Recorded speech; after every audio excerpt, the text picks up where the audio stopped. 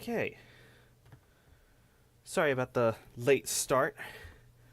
Had some issues. I don't even have the links ready. Give me a moment.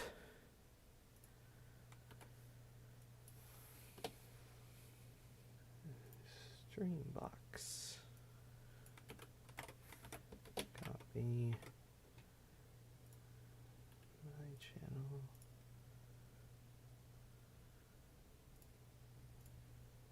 Crap. That. Right. Clunk.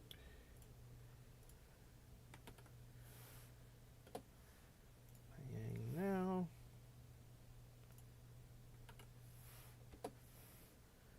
Playing now.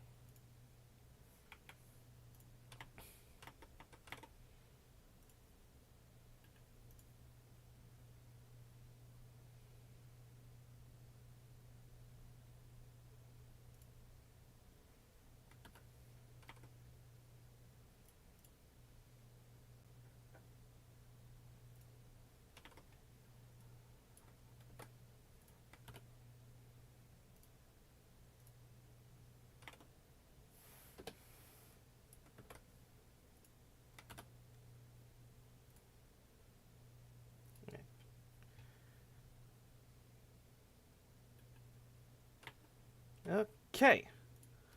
Everything seems in order. Phone is operational.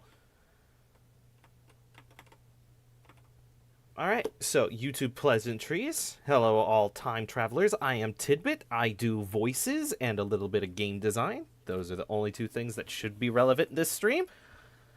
I am currently playing Apollo Ace Attorney, the trilogy, every Monday at noon-ish. Oh, I still have my phone audio. Alright. Let's blow this popsicle stain.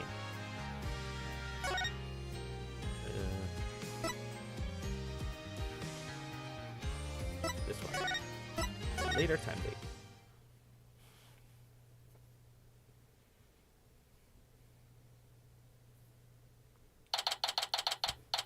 And we're playing as Athena for once. Well, we played her last stream. So, October 25th, 9:47 a.m. District Court, Defendant Lobby, number 3. Ugh, my butterflies have butterflies in their stomach. So, what's it like to have your very own case for the first time?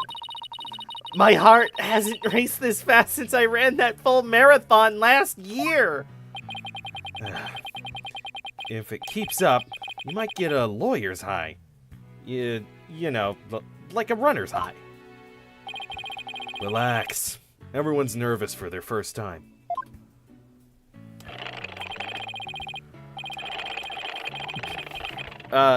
Okay. So this is what you sounded like with the teeth, so if I just relax. So, my fears weren't unfounded after all. Today's prosecution is so terribly brutal. And willing to use any means necessary to win a conviction. There's that end justifies the means concept again. Now that it has come to this,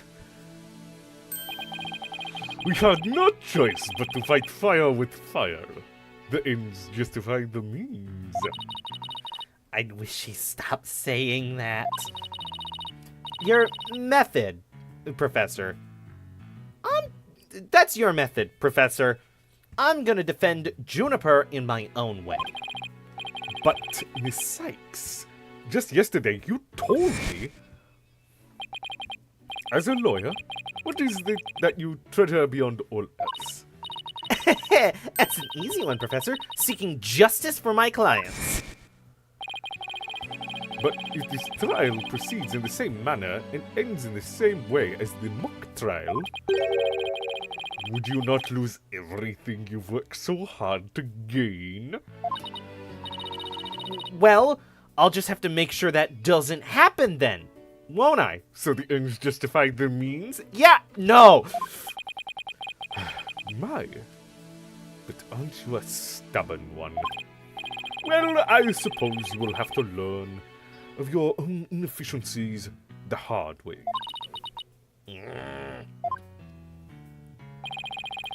Forgive me, Prof Means, but we can just leave it at that. Oh dear, please forgive me. It's just I wish to protect Juniper by any means I can. I do, too, but... Now, if you would excuse me.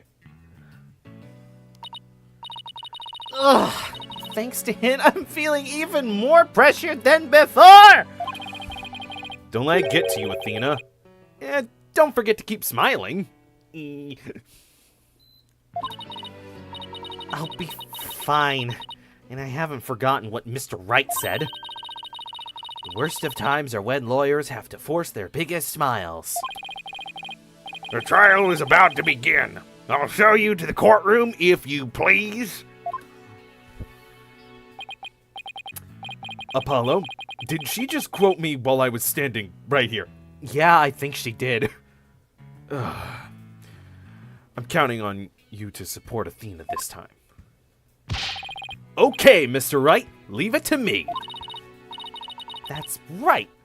And that's Apollo. I have Apollo to back me up. Not right. Which is also not right. Junie's fate rests in my hands. I won't rest until she walks free. Just to immediately get caught in the case that's probably tomorrow. If I've been paying attention to the dates, then I could immediately notice I'm just like, hey, we jump back to October. Okay. Courtroom number 4. The one that gets blown up. And Blackwell's there. Court is now in session for the trial of Juniper Woods. Athena Sykes, defense team leader is ready, Your Honor. That didn't sound very confident. You sure you're okay? I'll be fine. Hey, it's my line. Your boldness. Yeah, I know. As usual, you want me to deliver the opening statement. This case is crystal clear. I see no need to explicate it any further. Now summon the witness. Jeez. What is with you? Whoa. Is there something the matter? Please do share your boldness. Whatever gave you that idea, bailiff? Please call our first witness. And now we don't even get an opening statement. Great. Hey! Sup? Detective Fulbright. He and Prosecutor Blackwell have become quite the team. Shame they won't show up in the first case. What? Was I saying that out loud? Crystal clear! Oh. Whoops. Oh, right, the case brief. Leave it to me. Yes, let the detective in charge, everyone's favorite friend of justice, explain. What was that just now? It's like he and Blackwell are totally in sync. Well, I don't think they're capable of mind melding, if that's what you're thinking. Yeah, mind melds need 2 brains. Did you just insult Fulbright? I have feelings! All right, Detective Fulbright, would you please explain the case to the court? Prof. Corty's body was discovered on October 24th at approximately 2:30 p.m.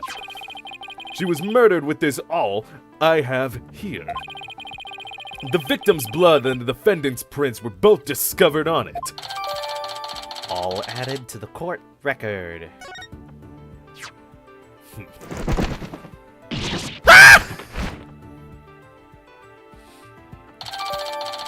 Corty's autopsy report added to the court record. Wow, That bird can deliver evidence too? Blackwell isn't trained well. Maybe Blackwell should train it not to mess with other people's hair while he's at it. Moving right along, the bird was scared of Apollo's spikes. Athena, you're a lot more cozy looking. What? The body was discovered on the outdoor stage, although no blood was found there. However, we detected traces of a massive amount of blood in the third floor art room. In short, the murder took place in the art room. So, then the body had been discovered.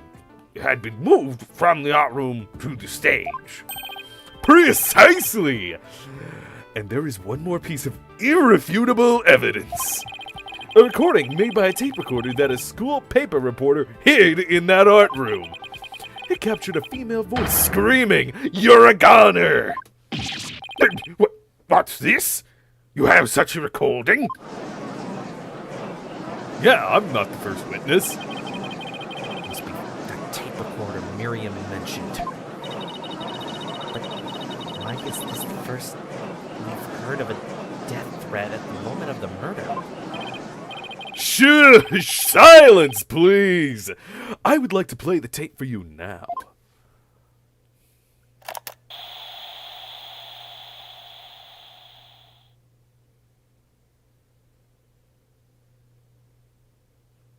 You're a goner!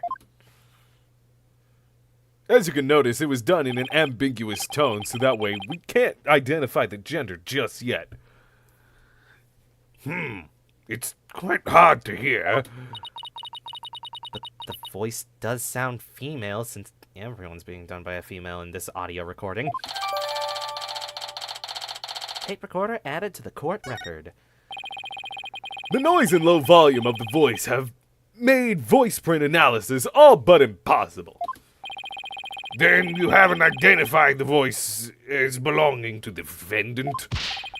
Not so fast! After all, voice print analysis isn't everything. You gotta use everything at your disposal. You can't just use DNA evidence. You need fingerprints, you need motive, you need alibis, you need everything. If you base an entire case on one little piece of evidence, the whole world would be criminals. The victim was killed at night, then discovered in the afternoon the next day. The question is, when was the body moved? I know. It could have been moved in the middle of the night when no one was around. Sorry, but no. The campus was full of students that morning. However, no one reported seeing a body. That means the body was moved sometimes before the mock trial, when all the students and faculty were gathered in the lecture hall, and the rest of the campus was empty. It was during this time Hugh O'Connor, one of the mock trial participants, found the body. So, the prosecution heard about Hugh seeing the body. Wait one moment. If all of the students and faculty were gathered in the lecture hall, then there wouldn't have been anyone who could have moved the body. Have no fear, for there is always an exception. An exception. Yep. The three mock trial participants were standing by in individual dressing rooms. They were the only ones who had free access to the deserted campus before the mock trial. What? That would mean... What would that mean?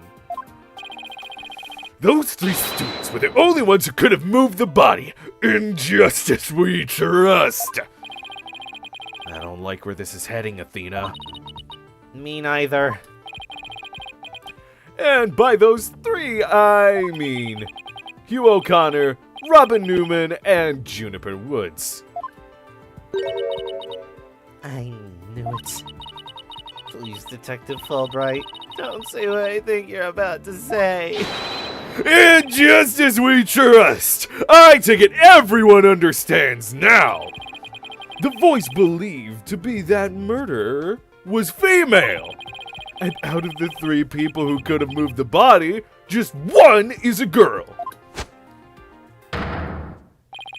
That leaves the defendant Juniper Woods as the only possibility.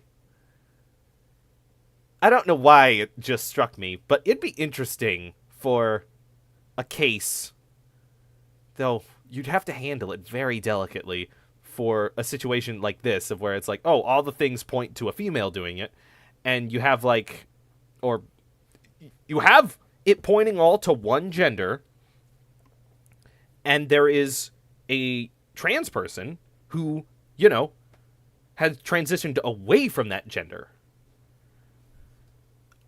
But they still have access to, you know, their old clothes and the old manner of speech of how to fool everything. Be a bit dangerous putting a trans person as a murderer, but hey, anyone could be a murderer. No!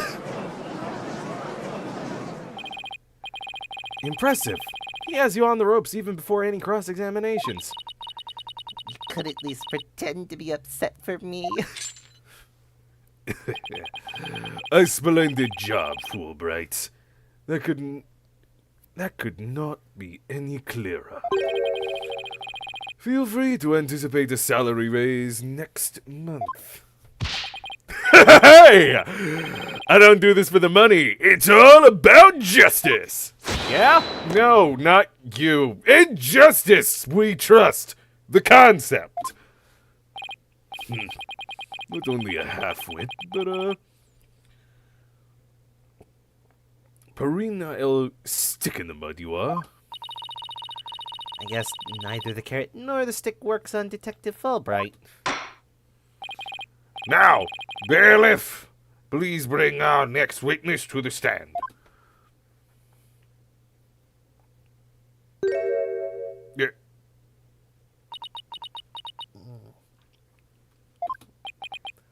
Yeah. So, our first witness is a cardboard box.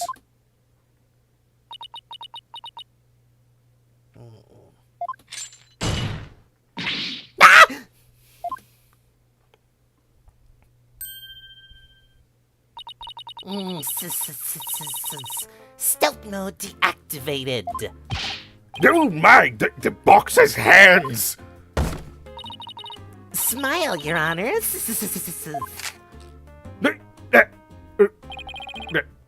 What the dickens? I just had my picture taken.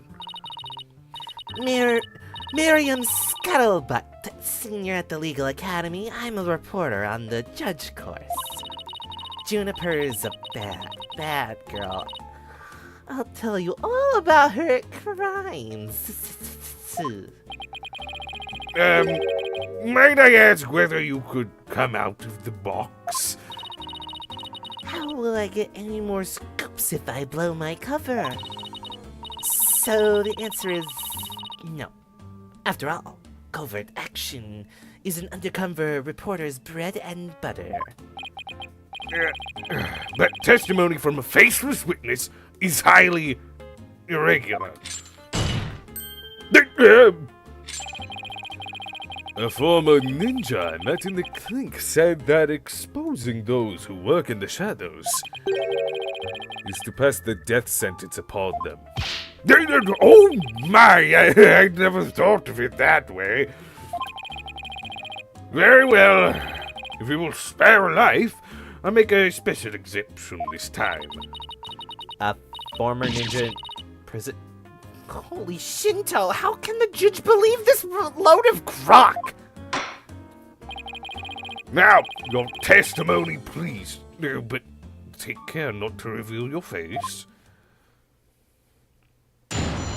Ooh, she's got little knee pads for crawling around. The murder happened exactly like Juniper's mock trial script. Up until the mock trial began, only Prof. Corti and Juniper knew the script's contents. But Prof. Corti's sudden decision not to use the script sparked Juniper's murderous rage. Juniper had to be the killer. She has a motive. The murder is just like our script! The murder is just like a script. Could such a thing be true? Compare her script with the murder case, and crime scene photos, and you'll see.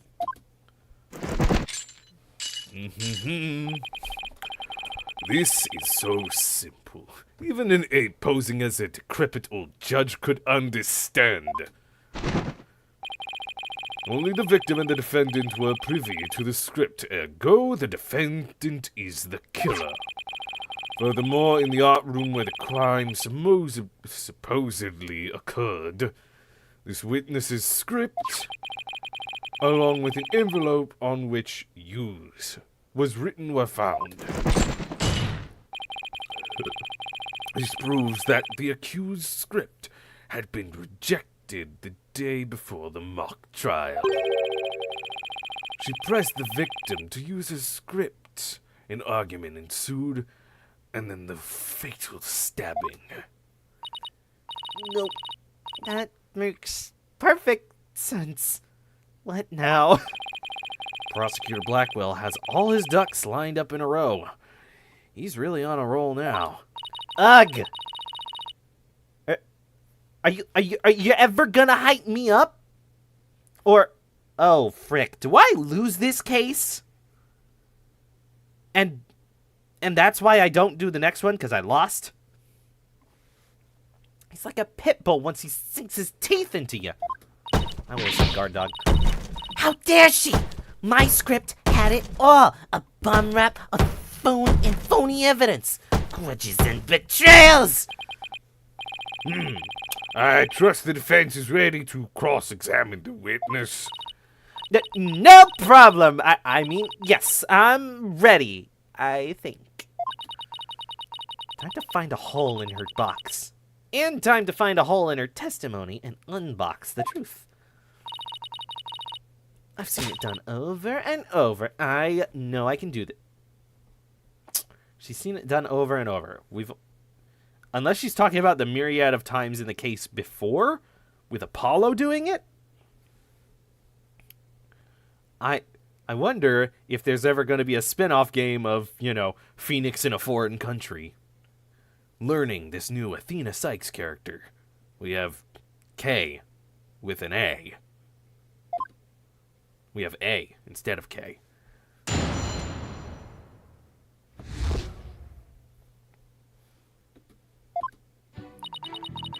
The murder happened exactly like Juniper's mock trial script.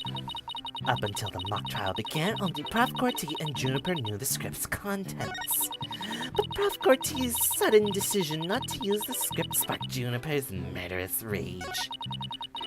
Juniper has to be the killer. She has a motive, and the murder is just like her script.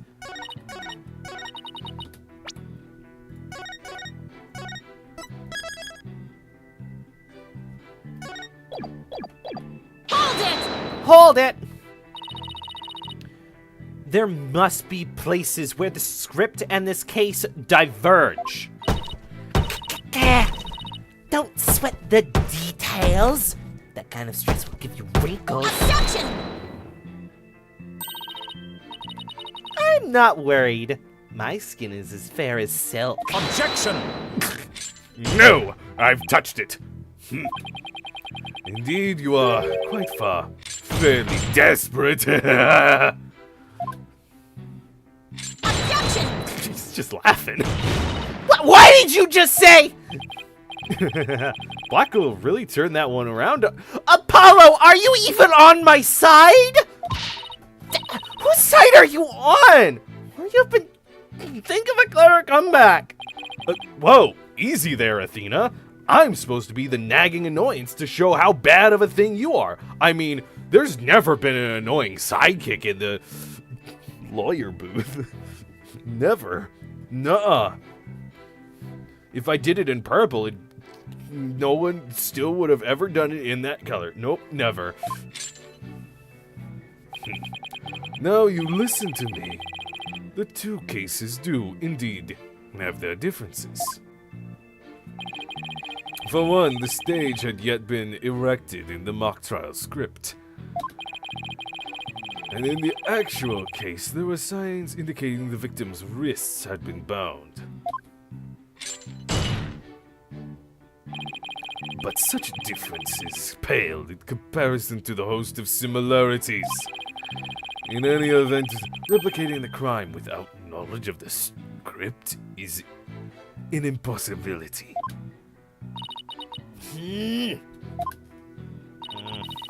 Looks like I won't be passing this off as a coincidence. What a total burn! Try again, why don't you? Pawn of woods. Hold it! Somebody could have stolen a peek beforehand. I don't think so. I mean, I tried any number of times. Shame on you, Miriam. But that crafty she-devil Juniper has eyes in the back of her head. What chance does your average person have if an undercover reporter like me failed?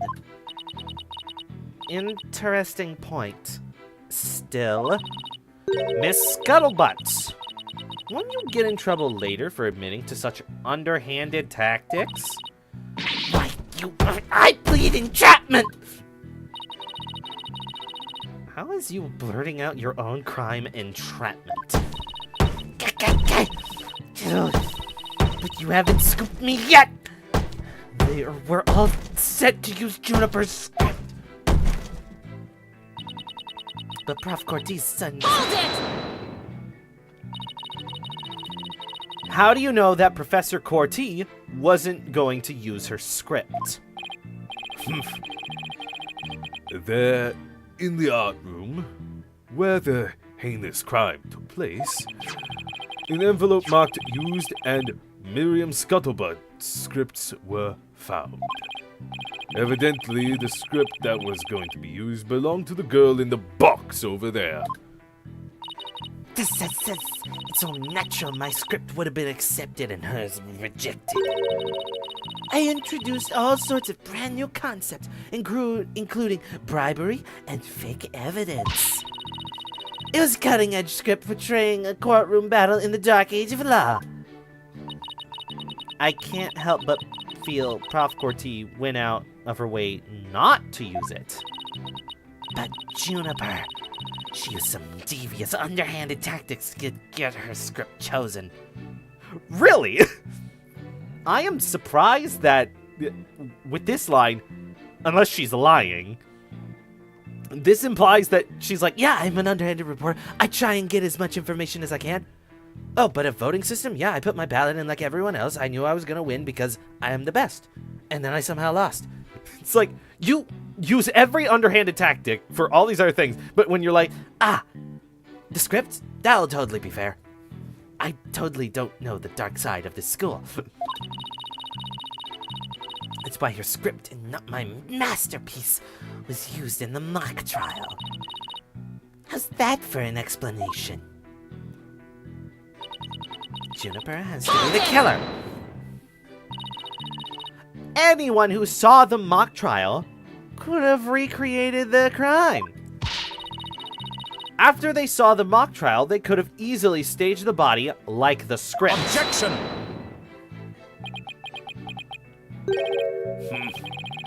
Where is the trial which pits hawks against canaries? Objection!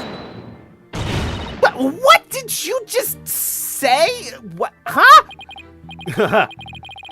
If he's so wary, he should try thing less. I bet that'd save some energy. This is no time for jokes, Apollo. He just called me a canary. Don't let him get to you. These canaries pick up on things quickly. Just like you. I shan't repeat myself, so listen carefully. Sykes Dunna. Hugh O'Connor discovered the body before the mock trial even began. How could one stage the body as in the script before anyone knew its contents? That's right. Do you even fathom the intricacies that go into staging a crime scene? No, I think not. You have the rudimentary mind of an elementary school child. Elementary school? Reporter's testimony throws attorney Athena Sykes for a loop. The perfect caption. Oh no. Oh no. This immediately makes me think of you know who. End quote. All that fun stuff. I don't want to make them related. I mean, they don't even have the same last name, but it wouldn't be a far fetch. How marvelous! A photo in the newspaper is just the thing to boost your brand. In a school paper? Seriously? I believe you've pressed the witness more than enough, Miss Sykes. Now do you see how clear-cut my case is? Take it now, and in that fair, desperate mind of yours. Etch it deep so you may never forget. Carve it into your soul, kid. No! No! Even my arguments get thrown back in my face. This isn't supposed to be like this. What am I gonna do? Athena. You're no longer the main character. Move aside. What? You should just about have all the answers you've been looking for now. Why is it that everyone else can see how I'm supposed to do this except me? When you stand here, do you just, like, lose brain cells? Yeah, didn't you know the main attorney spot was designed by Emma Skye? Oh no! Who's Emma Skye? Oh, right, you're not Trucy. You don't know about any of that. Are you gonna explain it? No. Huh? Think about it this way. If the killer knew the details of the mock trial, would they really commit the crime in the exact same way? I don't follow. Try placing yourself in the killer's shoes. I bet you'll discover an inconsistency if you do. Oh, I get it. Thanks, Apollo.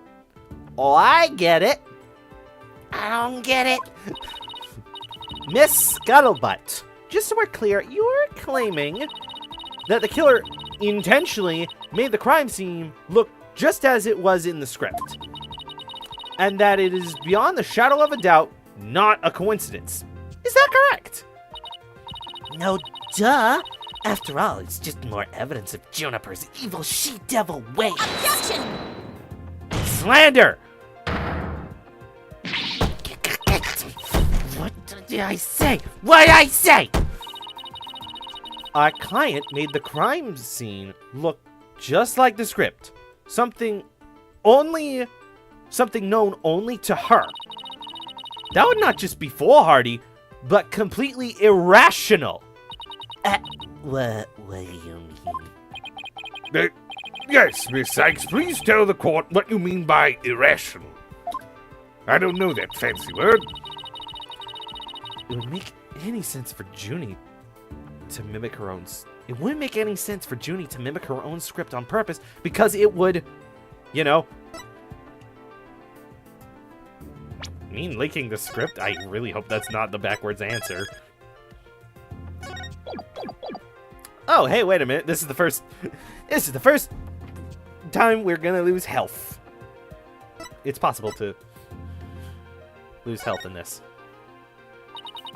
The murder scene was the same as it was in the mock trial script.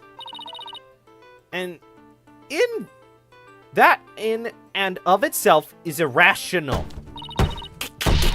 What's wrong with them being the same? Yes, Miss Sykes, care to explain what you mean?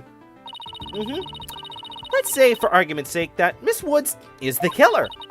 If so, then what reason would she have to intentionally make the actual murder mimic her own script? That's easy. She was admitting that she was the... That's right. If she had really done that, it would have been like proclaiming to the world that she was the killer. So what we actually have here is evidence of someone trying to frame our client. Case closed.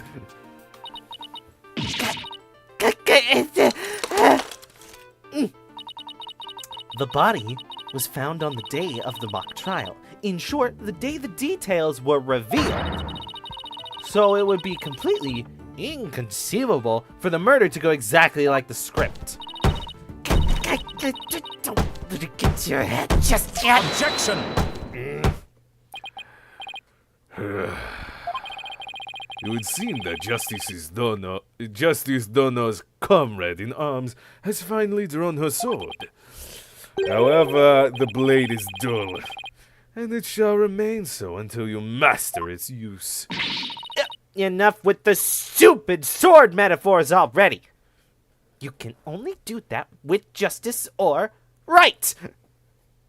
What are you trying to say? I don't have a sword. What? But why don't you understand? Everyone has it. It's in between their legs, under their pants. Have you never met a woman before? Do I look like I've ever met a woman? I'm a weeb. I'll just leave it to you. Is it? You're not going to explain yourself? Nope. Women. There's a perfectly good reason for the inconsistency of which you speak. The reason? What reason? Must I spell out everything? You are what people call high maintenance. The accused had intended to stop the mock trial, and in that event, Naria's soul would have been the wiser to the similarities of the case and script. Objection! What? Huh? No, the mock trial was only stopped after the body was accidentally discovered. Objection! Our witness here had also discovered the body. In fact, she was led to our dearly departed professor by the accused herself. What? Huh? Miss Scuttlebutt saw the body, too? No, it was just one body. But, yes. And with the discovery of the body, the mock trial ought to have been cancelled. Wait, so you didn't call the police? Nope. I kept it secret from my big scoop. You can't do that! I made her pay long and hard penance for her sin. Did I not, my little box top? What did you just call me? I don't know. That's weird. Compared to the work of a war correspondent, the sheer terror of that was... Wait, it makes me call it Oh, that's good. That's great.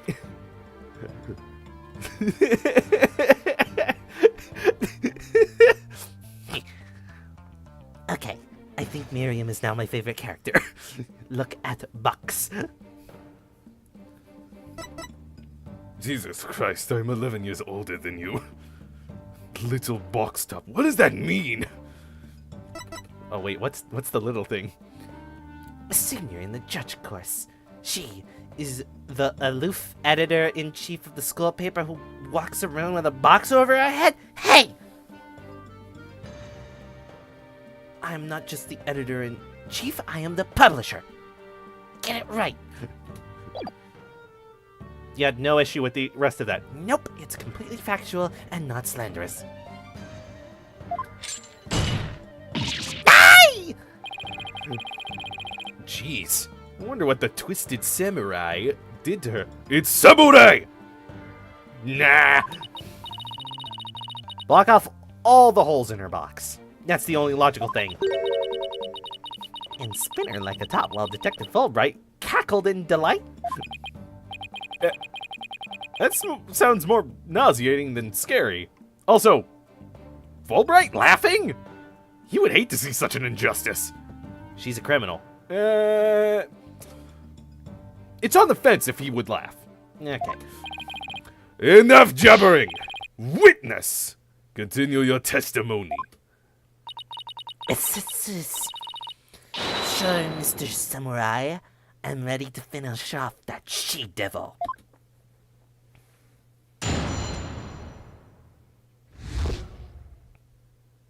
What's scuttlebutt saw?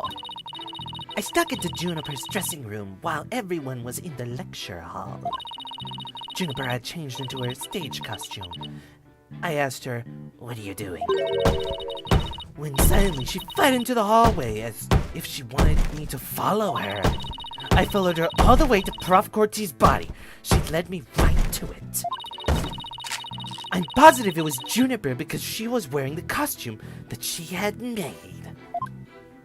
Hold it! Why did you withhold such key testimony? But what's that supposed to mean? Oh no, I'm getting all flustered here. Wait, we can see your hands on the outside. How'd you do that? How'd you do that?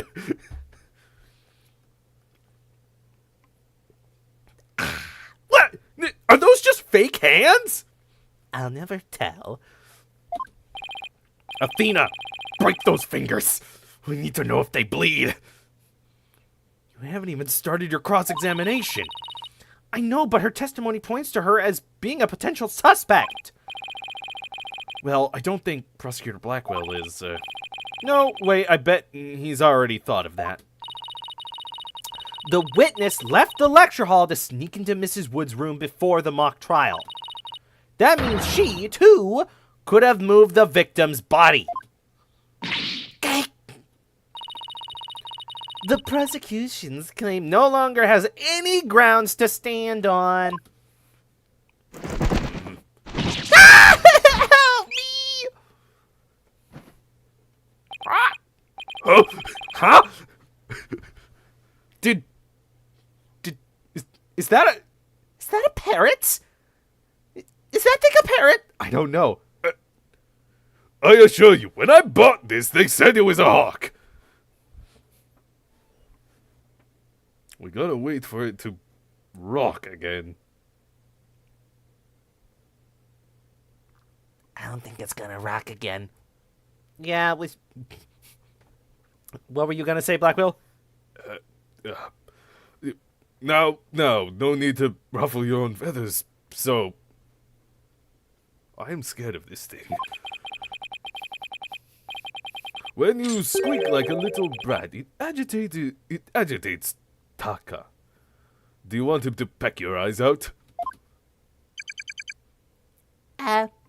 No thanks.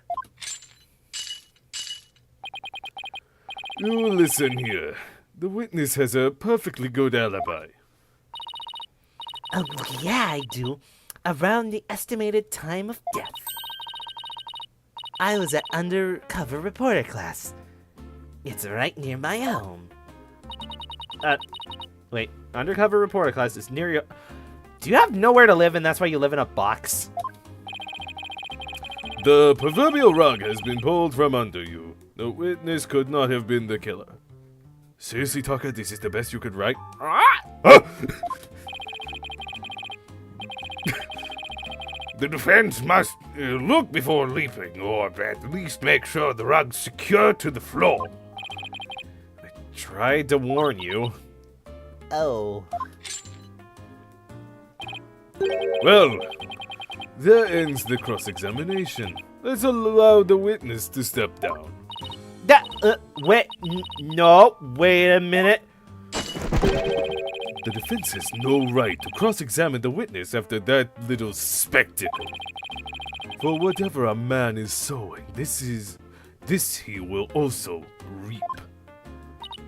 Ugh. Why can't you say you reap what you sow? I'm doing it in the traditional verbiage. Yeah, very well. If the cross-examination is over, I suppose the witness may go home. Okay. Just gets onto the floor next to the witness stand. Excuse me, Miss Scuttlebutt. Where are you right now? I'm in my home. Oh. I feel so bad for you. Your life's not going to get any better as a judge. We don't get paid that much here. I mean, there's only 3 days of actual trial. It's the way they don't have to pay a judge an exorbitant amount. Perhaps spend some more time in her lovely box and recover from today's stressful events. Don't worry about me, Your Honor. There's no rest for the wicked or journalist either. My third eye is always eyeing a scoop. She's always eyeing a scoop. Well, back to the trenches. Bye-bye. Hold it! Hold it! Invisibility's not in this world! Not so fast, Miss Scuttlebutt! Apollo? I'm the main character. Give me your text boxes. Hey, no, back away. Give me! No! There's just one thing I'd like to ask. Did you take a picture of the victim's body? And if not, why not? Well, that is... No, I didn't take one. Well, that's strange. Why wouldn't you take a picture if you're always eyeing a scoop?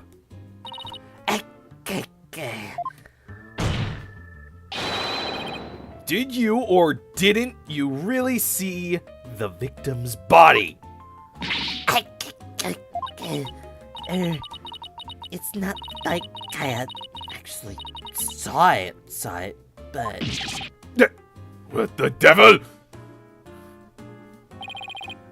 Did you hear that, Your Honor? The witness didn't actually see the body. That completely overturns the prosecution's claim that the witness was led to it.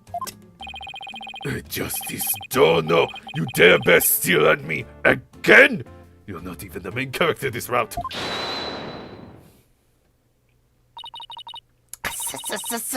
Nice try, boy wonder. Oh gosh, I'm Robin! I'm robbing this case! Haha, it's mine! So what if I didn't see the body? The fact remains that Juniper led me there.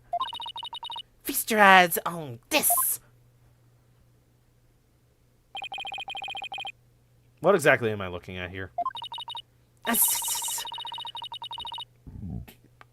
It's a crucial moment forever frozen in time by my third eye. That is a pretty nice line. A photo clearly showing Juniper Woods. Are you sure?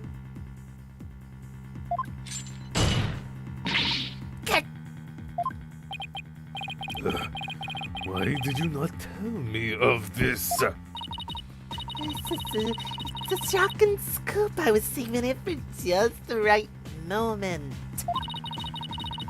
And that would be now, right here in court. Surprise! I like her. What I do? All journalists keep their scoops secret until the right moment. She's pretty brave hiding it from Blackwell like that. Or pretty stupid. Well, this is an unexpected turn. Athena? About this picture. See how it only shows the back of the subject? Ah! So then... Right. Who knows whether this photo shows Juniper in the first place? Objection! We were whispering! A completely irrelevant point. We were whispering! What is irrelevant here is... there was someone who did try to lead the witness to the body. Take a gander at this. The route by which the accused escaped. Looks like chicken scratch. Ah! I mean, looks nice. The witness pursued the accused this way after she fled the dressing room. Seriously? Bubbles? Ah! I'm sorry. The accused descended to the first floor and exited to the quad? Quad. Then what? Carton Cretin. What a weird insult. Then I tripped and fell. Cut my knee on my own box. She stayed under her box, even while running after someone? That sounds difficult. Recall that the body was already there, for Hugh O'Connor had already seen it. She was trying to show someone the body because she wanted to stop the mock trial. But if the facts have changed, that's all the more reason to cross-examine the witness. The defense has a point there. Very well, you may proceed with your cross-examination. Ugh. It seems justice, Dono, has served your pretty little hide, Missy. For now, at least. Phew. I guess I pulled that off somehow. How are you so much more confident than I? I'm in the protagonist slot. 'Cause I did this for an entire game before you? Thanks, Apollo. You're a lifesaver. Incidentally, my compliments to the witness for her very fine box. It's primo cardboard, lovingly selected from among many.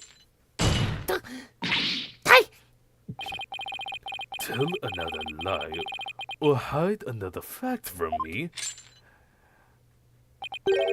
and I shall put it to the torch. But please, anything but that. I think it would be more eco-friendly to recycle it, but that's just me. All right, Miss Sykes, you may cross-examine the witness. Oh gosh, I don't even remember what the green text is supposed to be. It's been a while.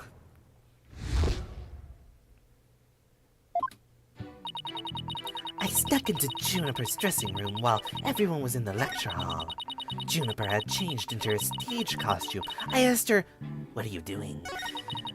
When suddenly, she fled into the hallway as if she wanted me to follow her. I followed her all the way to Prof. Cortez's body. She led me right to it. I'm positive it was Juniper because she was wearing the costume that she had made.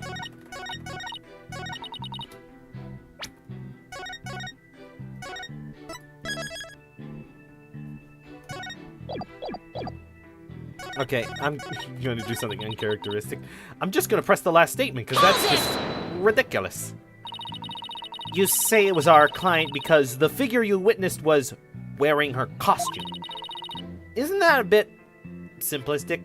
I'd prefer to call it minimalist, but sure. It's only as simple and clear-cut as a good piece of journalism should be. Sure, it's simple, but I'd hardly call it clear-cut. Speaking of cuts, there's no holes in it.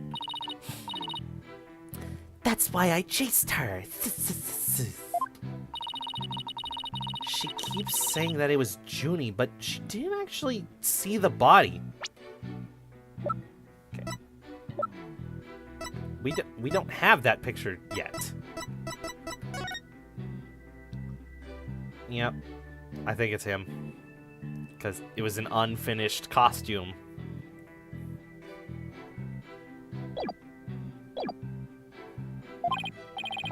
Yeah, but Blackwell's assertion takes that into account. So even if I press her on never seeing the body, I won't be able to overturn this testimony. Well, whoever it was fleeing, Miriam never did see their face. So I'm wondering why she thought it was Juniper. Try thinking along that line and see what you come up with. Hold it! You said you snuck in, but why would you do something like that? Because if I got a big scoop on Juniper, club membership would go through the roof. Right now, the newspaper club only has one member, me. The club's history once I'm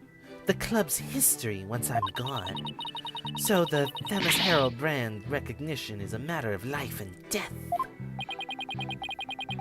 Her means may be questionable, but her motive is surprisingly sound. Extra, extra!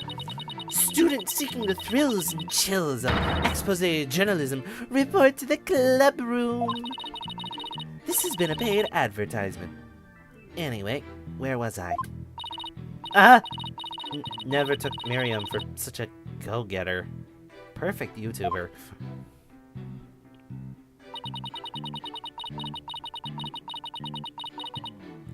Juniper had Hold it! Why would she change into that costume? The mock trial was about to begin. How should I know? But if you don't believe me, take a look at this photo! I captured this critical moment like the gonzo journalist pro that I am. Learn from the best. Oh no. What? I know who the best is. Who? Lotta Hart. Isn't she the one that killed someone like 6 months ago? Yeah. Mr. Wright didn't accept her calls. Yeah. It was actually during while he was off in Europe meeting you. Oh. But this only shows the back of whoever was fleeing. You expect me to shoot her face when she's running away from me? I guess you're right. But this doesn't seem to be getting me anywhere. At any rate, as this photo shows, Juniper was in her stage costume. Hold it!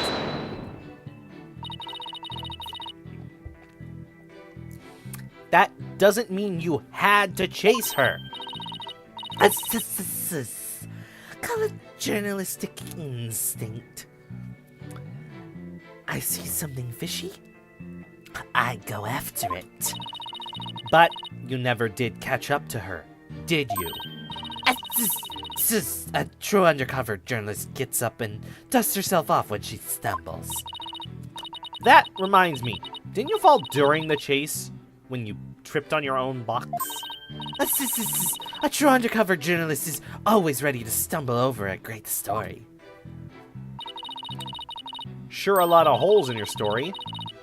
Or is that just the scuttlebutt brand of journalism? A true undercover journalist always prevails against her adversaries. Fuck you. Hold it! What would our client have to gain from leading you there? The accused had employed her self-penning script as a manual for murder. Ergo, she had to stop the mock trial before the script's details became public. And that accounts for her desperate attempt to lead a cotton cretin to the body. Objection! But as we all know, Miss Scuttlebutt didn't alert the authorities. As a result, the mock trial began as scheduled. Objection! The issue here is not whether it was, in fact, halted. The fact remains that the accused was trying to lead the witness to the body. Does that not show clear intent to halt the mock trial?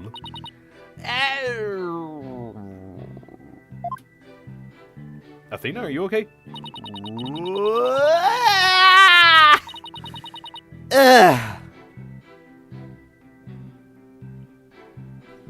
Okay, what do I have?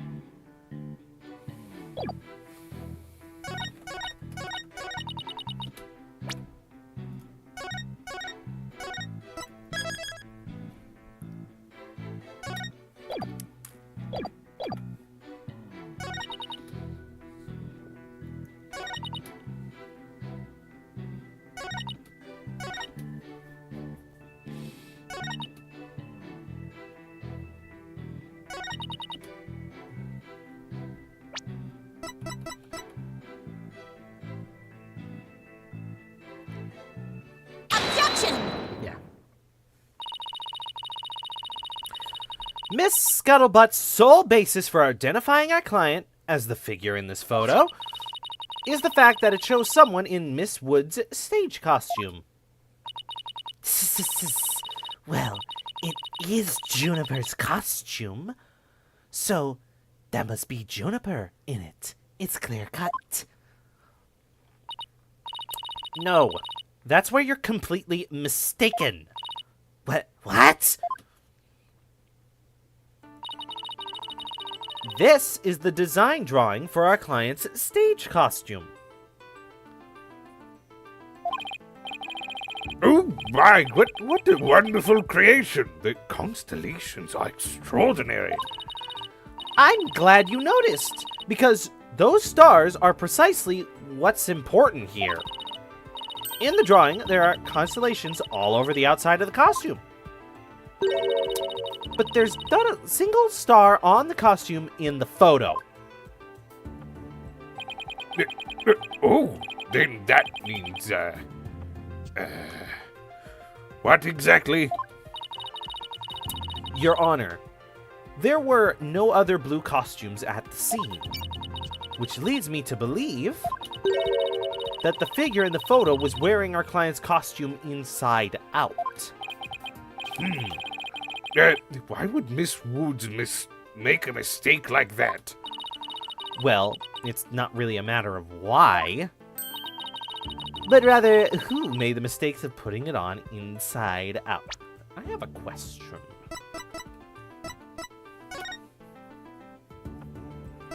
Why is that costume used? Let's repair either.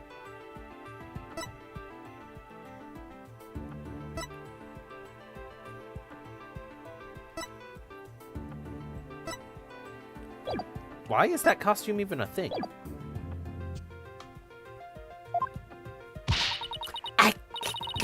Well, wait, you're not suggesting. That's right! I'm glad you're catching on. The costume's designer wouldn't put on her own costume on Inside Out. Coming up now, people have seen it. What about Inside Out 2? I didn't say that. I said Inside Out. We're talking about the first one. Oh.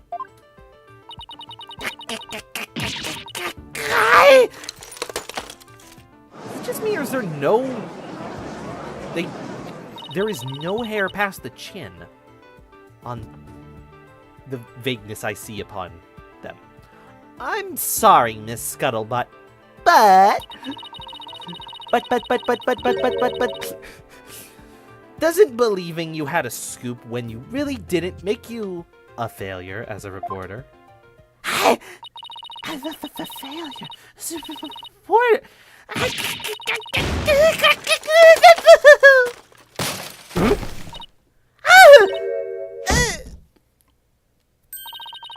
Why, hello, Miss Scuttlebutt. So nice to meet the woman beneath the box. You didn't see anything. Objection! Now I would have you stop right there, Sykes Dunno. For it is the why of the matter upon which I have this court focus. What? Miss Juniper Woods. Yes? What were you doing on the morning of the mock trial? I was in my dressing room painting my costume in fluorescent paint. Fluorescent paint? My design drawings showed twinkling stars on the costume. I was going to make the costume shimmer like that by painting the inside fluorescent. Fluoride. What was that again? Fluoride? Did your costume have cavities? That not fluoride, fluorescent, as in glowing. The paint would make it glow in the dark. Yes, so you applied that to the inside of the costume. And then... I let it dry for a while because I had heard it takes a long time. So I put the costume on my mannequin inside out. Inside out. So, then... This is a photograph of the inside out costume taken in the dark. As you can see, there is a heavy layer of paint over the entire inside surface. If someone were to properly don this costume in this state, the wet paint would get all over their body. Why, yes, I believe it would. Indeed. Ergo, perhaps other synonyms. The costume was worn the way it was, not by anyone's mistake. But because this was the way it was on the mannequin, inside out.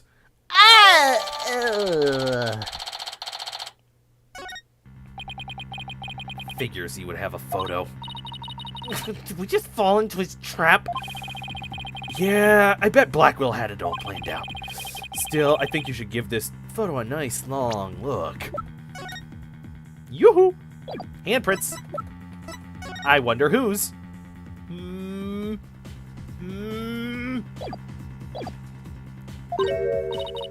Oh, please tell me you found something that doesn't add up. Check out the chest area. Perv? No! It kind of looks like handprints to me. Perv! No! Ow, duh. You are right, though. No, I'm Apollo. Oh. Wait, what? Why are you next to me? Ow! Why would you say such a hurtful thing? Oh, I don't know. I just don't like traitors in my booth. What did I do? The entire first part of this fucking trial!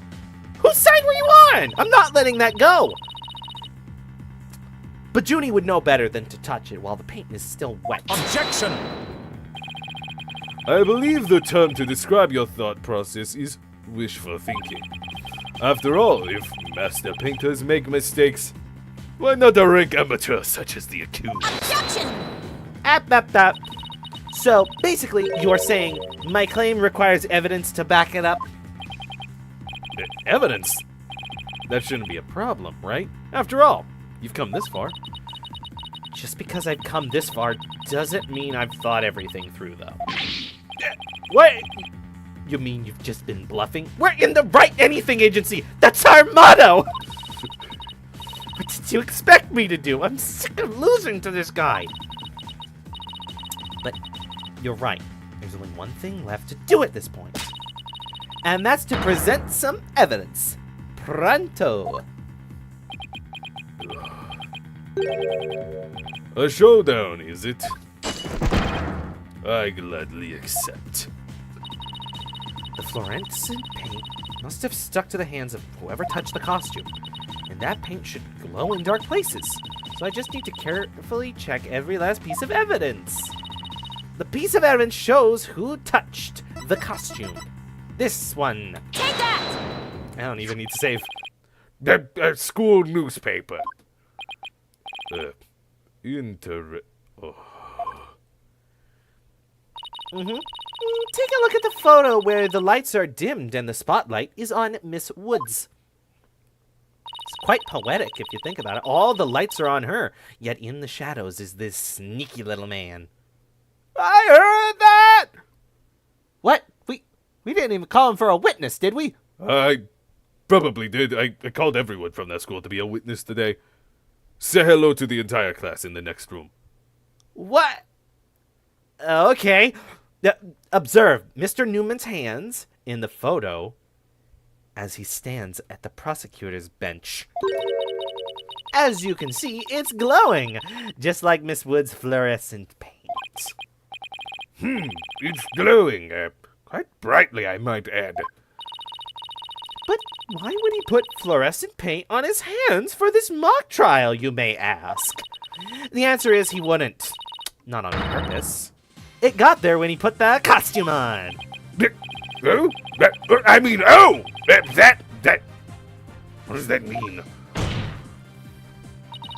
It means the figure photographed in the costume was not our client, Juniper Woods. It was her classmate, Robin Newman. What?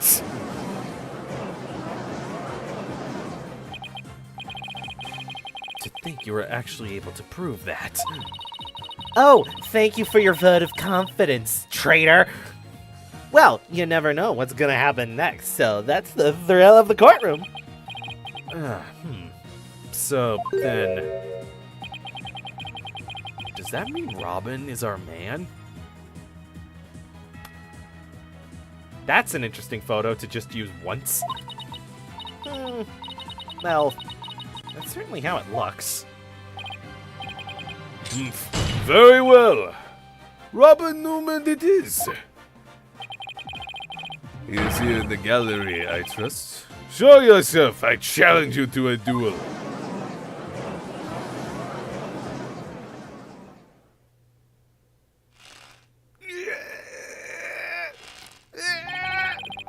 Will the witness please state his name and occupation?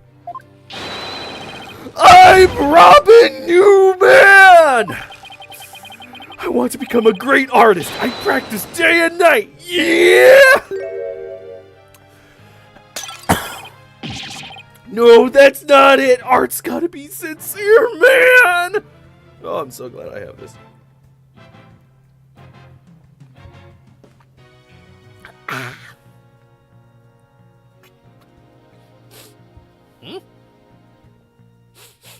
I smell something off.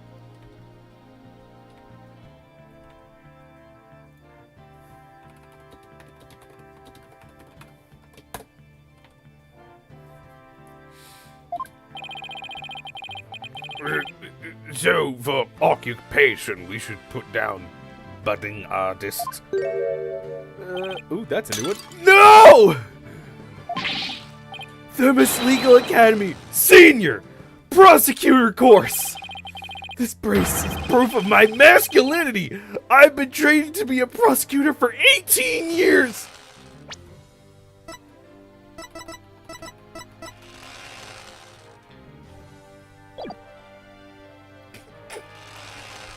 Some could say Robin Newman is wearing a binder here. He is a new man. Ahem. I assume you will be cleaning up the pottery you smashed before you leave today. Oh, man!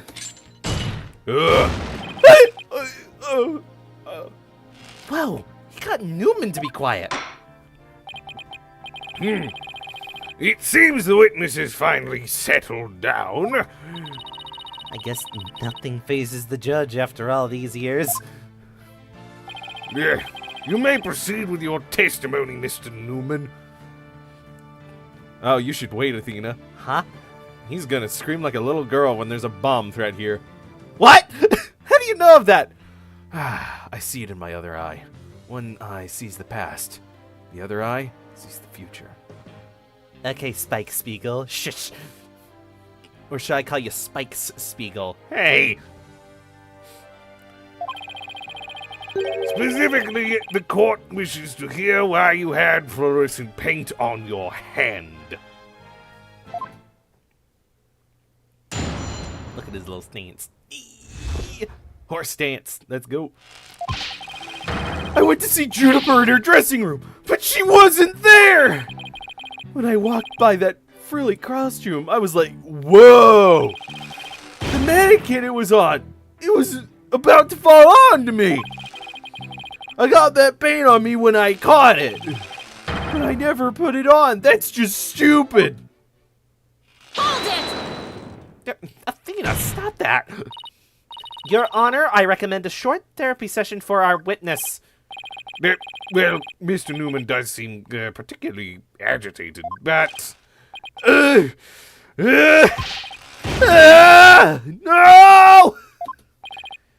Not again. What's his problem? Doesn't he know that you don't need a full-on brace to do voice training? How would you know that, Apollo? Every guy who wears red, is transitioned. What are you thinking of? I'm thinking of another prosecutor. I don't know who. Could have swore I saw him. Gavin? I wouldn't count that out, but probably not. What about Edgeworth? How do you know of that guy? Well, he's in Mr. Wright's wallet. He's in what? I sensed it the moment Robin took the stick. No, go back to that. What do you mean? The discord in his heart. I'm not going to get anything out of you, am I? Nope. So, you think he might be hiding something? Probably. You ready, Mr. Newman? Let's see what the mood matrix can do for you. I've already seen The Matrix. It was a wonderful movie. What about the second one?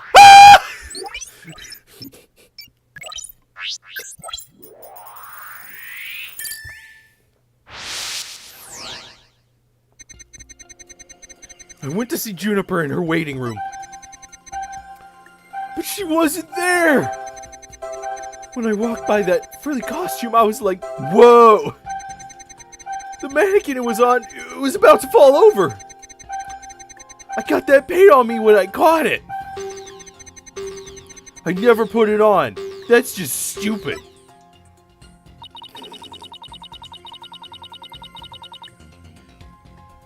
He had to catch the mannequin as it suddenly started to fall over. Even I can guess this one. The most natural response would have to be surprise. Apollo's right. So maybe I should try focusing on some other emotions.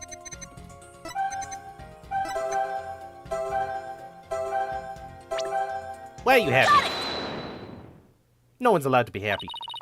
When you mentioned the stage costume, I sensed a sudden powerful feeling of joy.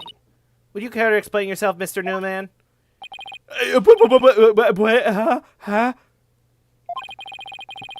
Why would a frilly scarf thing and a long skirt make me feel like that?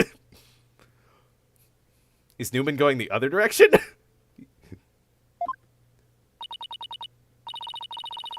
I don't know, but you seem awfully interested in that costume for some reason. You didn't happen to put it on, did you? Like I'd be into that kind of thing. I'm a dude. I'm into braces.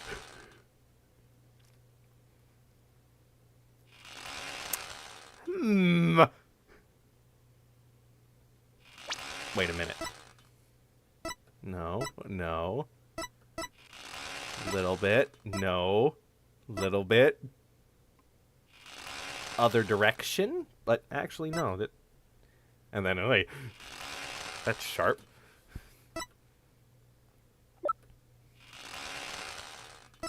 Okay, there is no consistency to how eyes are portrayed. Because I just noticed the very long protrusions from the sides of his eyes. You don't think Robin's actually got a thing for Juniper's outfit, do you? Oh, come on, isn't it obvious? You're enjoying this a bit too much, Athena. All the trans allegory was put onto me, not him. No way! Man! The mannequin came falling towards me, so I stuck out my hands to stop it. End of story. That's a new piece of information. Time to run an update. Ah! Even after that update, something doesn't feel right here. Did I predict a twist by saying, oh, this would be an interesting case a while back? Oh, no. Because then, now I'm absolutely terrified. If that is a thing, how is this game going to handle it? Because, remember the bar? The one with the mirror and the horny old dude? Where you need to take a small child and give her boobs? So that way an old man could ogle to give you testimony. Ugh. And then there's the fact I've never heard anyone talk about Robin Newman. So what happens here?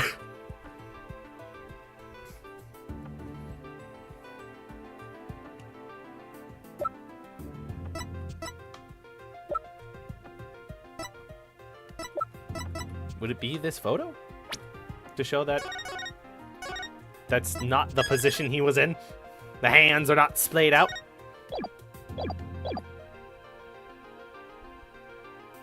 Yep, the hands are on backwards. Take that! Thumbs are very prominent. You said the mannequin came falling towards you, so you stuck your hands out to stop it.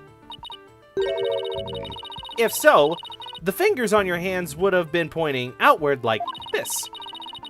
But that's not what the handprints show.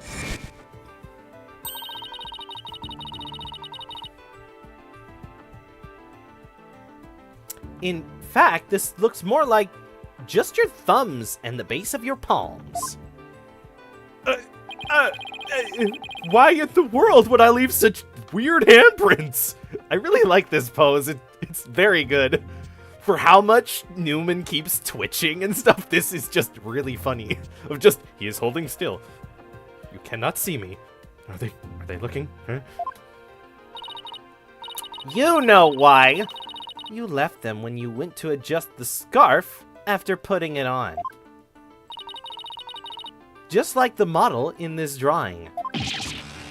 Whoa! Why didn't you just admit it, Mr. Newman? You did put the stage costume on, didn't you?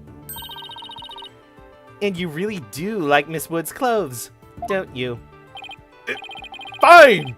I admit to putting the costume on. But I don't like girly clothes, man! Oh no! Yes! New information to plug in. Did you not see the number? We're in the third case. What is that supposed to mean? This is the second case we've done.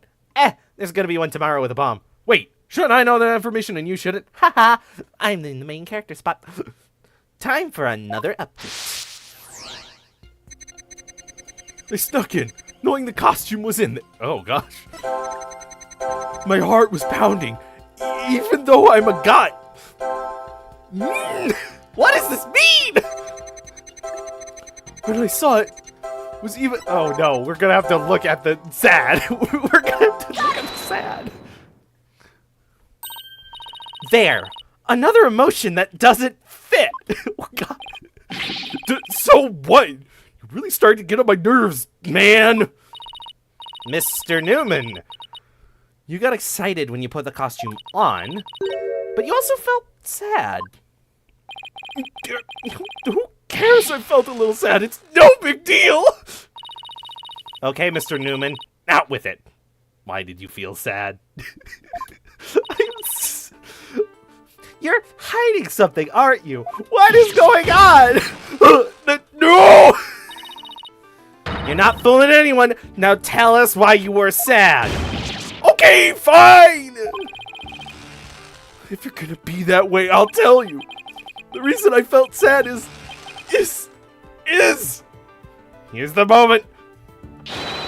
No matter how much I dress up, I'll never be as pretty as Juniper. Oh my gosh! Well, no offense, but his habit of shouting at the top of his lungs doesn't exactly help. No! That's not it! I totally owned those girly clothes. I should have been totally pretty. But there's something that keeps getting in my way. Wow, that's a whole lot of anger and raw emotion right there. His heart is crying out in pain. His emotions are out of control. Is he wearing a harness to decrease his shoulders? Out of control emotions. They saw those during the Ninetales Veil incident. So, all we have to do is find the source of his uncontrollable anger, right? It's not easy to find just for you, man. Wait, shouldn't I be saying that? You don't know me. What do you have? Right, help me look for a conflict between his statements and the images we see. You're not going to explain that, are you? No one is. No one likes Athena, apparently. People with brains like Athena. Are you implying the entirety of the Ace Attorney community doesn't have brains? Kinda.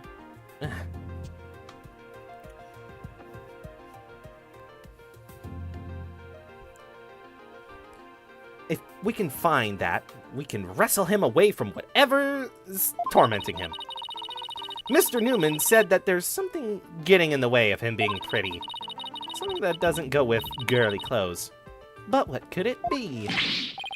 Fine, I'll testify, man! We didn't even do anything, and we lost some percent. That was only 5%. What? Oh my gosh.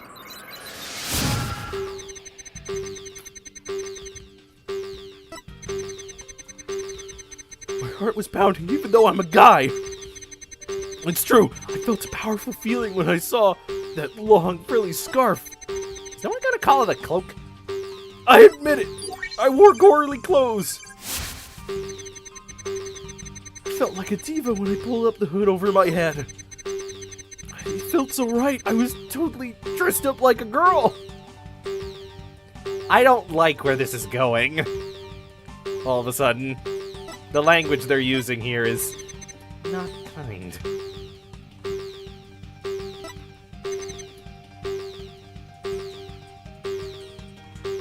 If you felt like a diva, why?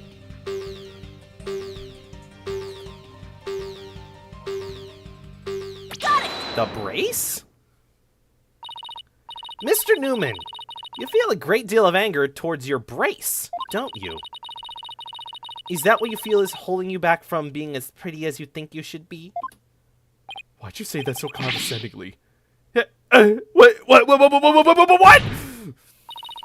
Mr. Newman, the truth is, you really want to take that brace off, don't you? No way, man. This is a symbol of my masculinity. I could never take it off. No, there's a lock on the back. Help. Is that you can't take it off, or that you don't want to take it off? Oh, man. I should have kept my big mouth shut. This is really weird. Yep, I don't like where this is going. He exhibits intense anger towards his brace, which he calls a symbol of masculinity. But he can't take it off, not even when he's trying to look pretty. What could be at the root of this complicated relationship with his brace? I have a feeling we're on the verge of uncovering an earth-shattering secret. Athena? That's not how you should refer to something like that. What? Earth-shattering? Yeah. Fine. What should I use? Not that. What? Why do I have to come up with a new term? Because you're the one who came up with that term. Put as much creativity you did into harming him with those words as you will, you know, being nice to him. You put the creativity into being nice. You put the creativity in on being hurtful. Put the same amount into being helpful. Athena, you okay? I'm sprawling. I'm spiraling. I'm spooking. What's a spooking? I don't know. It seems Robin is still holding a secret. A big one. Bigger than the fact he's secretly jealous of Juniper's looks? Yes, at least I think so. No, it can't be. I just thought of something, but it's totally insane. Mr. Newman, if I should call you that. We need a gender-neutral term so we can just subtly have moments like this of just like... Because there's Mrs. and there's Mr. The only thing I can think of is Meister. But a Meister is already a thing. Muster, Mooster, Easter. No. Captain Newman! Huh? What? That's a gender-neutral term? Yes, most military ranks are. I'm on to your little secret, and if I'm correct, it's not very little at all. It's huge. This sounds completely insane, but it's the only possibility left.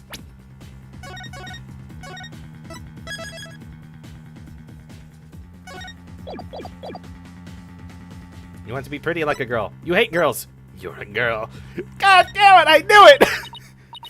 Mr. Newman, or should I say, Miss Newman. You are and always have been a girl. Oh.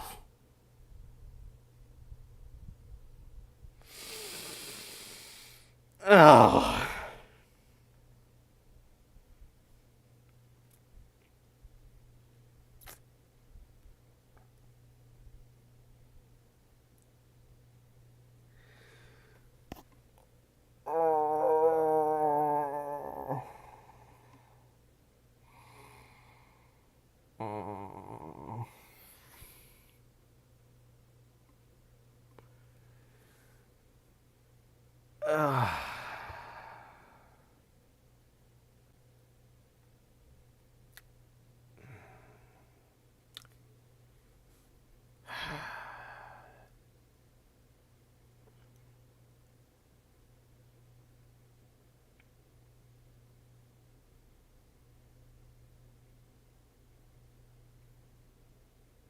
I really hope this gets better.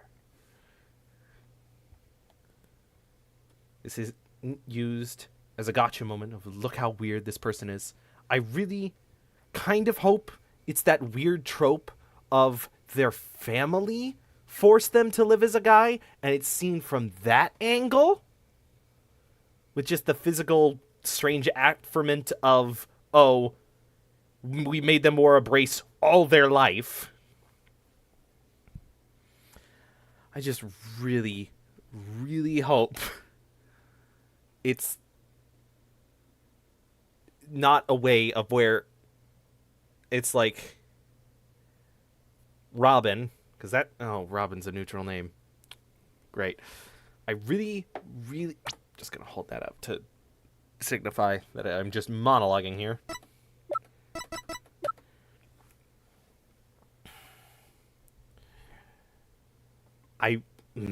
There's so many ways this can go wrong. Because it could be the fact Robin wanted to be masculine, but then there's like, oh, there's all these temptations that brings them back to their true self, and you never can get away from where you have been born with. That's not a good one. That is not a great one. I really hope it's other people's pressure is what made Robin keep that harness on. And it's not bad. But with the fact no one talks about these games, I wonder.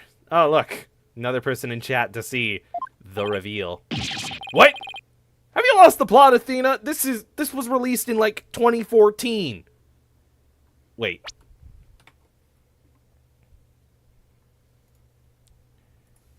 I'm just going to look up when this came out.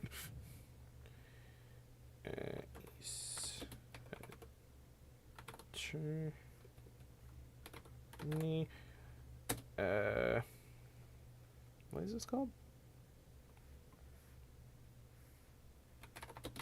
Or I could just look up the full list. Let's see.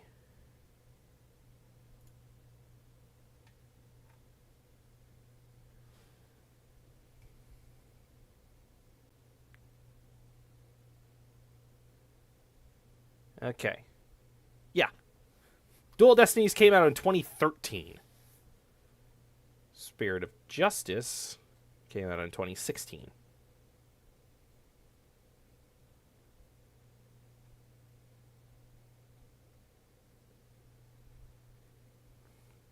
So, yeah. Well before any media cares. No, I am completely serious. I don't have any direct evidence, but that's what Robin's heart is shouting out, loud and clear. Hold it! I still think you've totally lost it. How are you not defending this person? Because you're trying to out them. I mean, Robin reeks of testosterone. How could he possibly be a she? I, for one, have never seen a girl who shouts like a maniac all the time. You shout like a maniac. Are you calling me a girl? That's so wrong.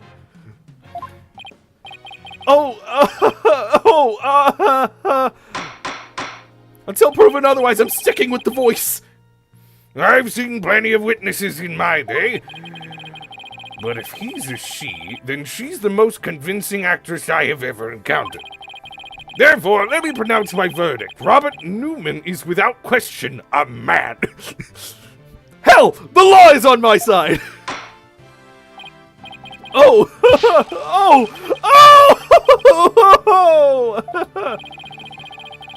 You are now truly justice is Dono's equal.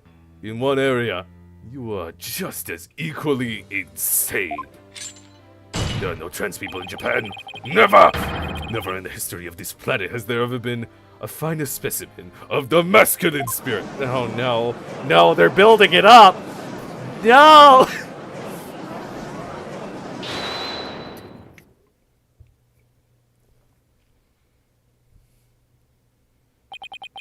Oh! Ah! Is the brace gonna break? If you guys are done talking about me, I'm.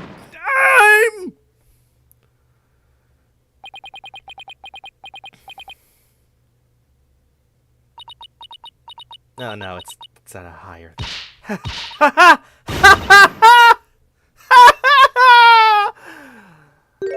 Oh no.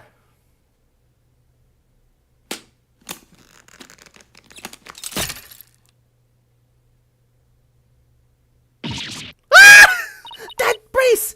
It's a binder!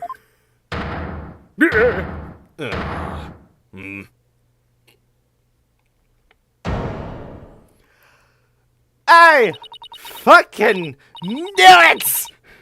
From the deepest calls!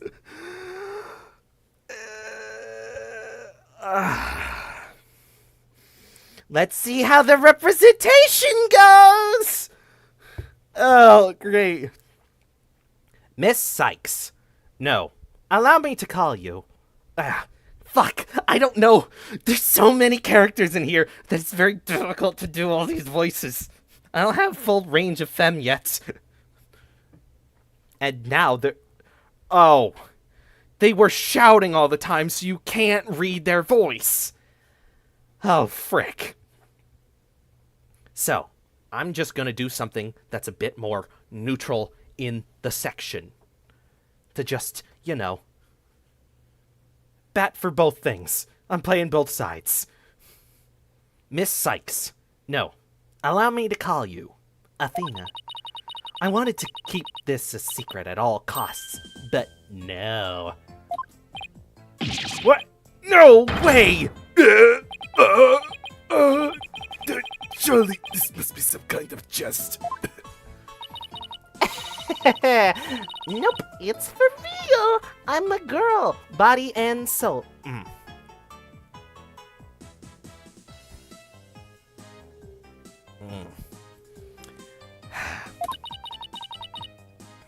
If you don't believe me, I'll give you a peek. Oh no! As if. What an amazing transformation.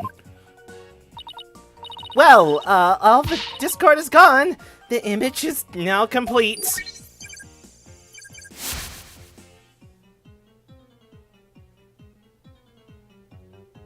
What's with the goofy music?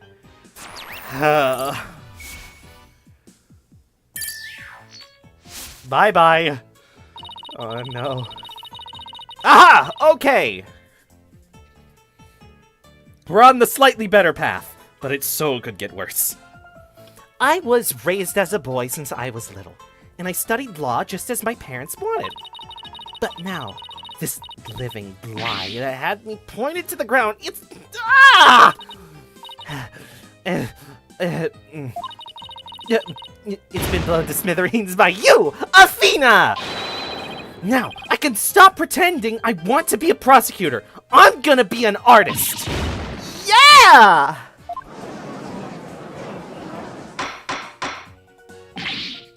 Order! Order!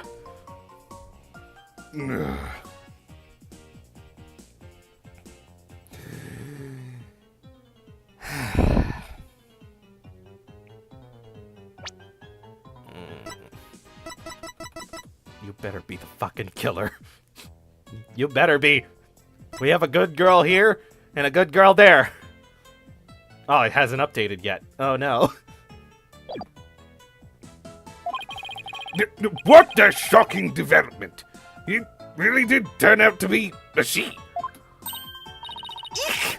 Why is everyone looking at me like that? I feel like a movie star or something. But no paparazzi, please. I value my privacy. Okay? Ah! No pixel, you'll regret it, man! Am I just imagining things, or is Robin even more hyper now when she was a he? I don't know. Maybe it's because she finally got her troubles off her chest. Literally. Ow! Don't make jokes like that. This is all well and good, but does he being a she actually change anything? Oh no! No! Don't be the killer! The fact the witness is actually a girl does change things. Because there is now a piece of evidence that we must reevaluate. Very well, let's see what the defense has for us.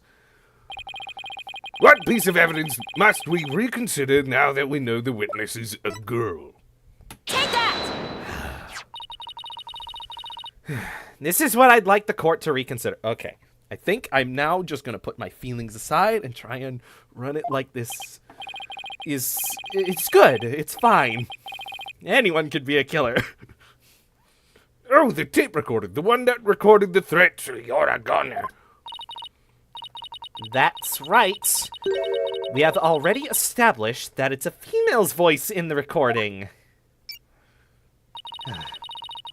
All of the students who could have moved the body before the mock trial was to start. Our client was the only female, if you exclude Miss Scuttlebutt, because of her alibi. And that is why the tape recorder made our client the prime suspect. Oh no. That's right! The witness just revealed that she's a girl. Therefore, if we are using the voice in this recording as the basis for hurling accusations, this witness must be labeled a suspect too. Oh no! Wow. Talk about a sudden turn of events. You've done it! You've caused a hate crime. What? You found a hole in one of the prosecution's key piece of evidence.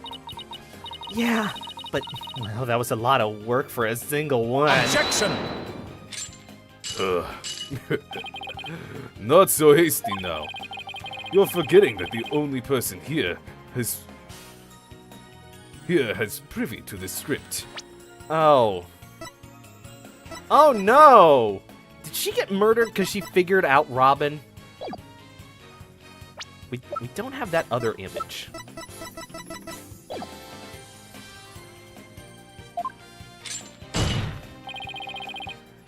Ergo, Miss Juniper Woods is still the prime suspect. Objection! But Miss Newman hid the fact that she was a girl, both at the crime scene and in court. I'd say that puts her in Camp Suspicious. That's not nice, Athena. How can you accuse me of being a killer? I mean, I'm just a weak, innocent little girl. I'm just thinking about the murder makes me... Objection! Suspicious is as suspicious does. Undoubtedly, the witness does have some sort of connection to this crime. Perhaps our newfound lady is merely feigning ignorance. We can surmise that she lent support to the principal offender, Juniper Woods. By leading Miss Scuttlebutt to the body, that would make her an accessory to the crime. How can you say that? I'm not an accessory to any crime, Mr. Birdman. Ding. Not that Birdman. There needs to be a TH and a 3 in first. Objection! Objection! Everyone just calls him the Birdman. Birdman? In any event, the witness as an accessory. With the witness as an accessory, it explains quite a bit, does it not? Objection! God, he made it all make sense somehow. And he'll keep accusing Junie unless we can show someone else the script's details. But how could someone have gotten their hands on that kind of info? The only way we could have known what was in that script is if they were...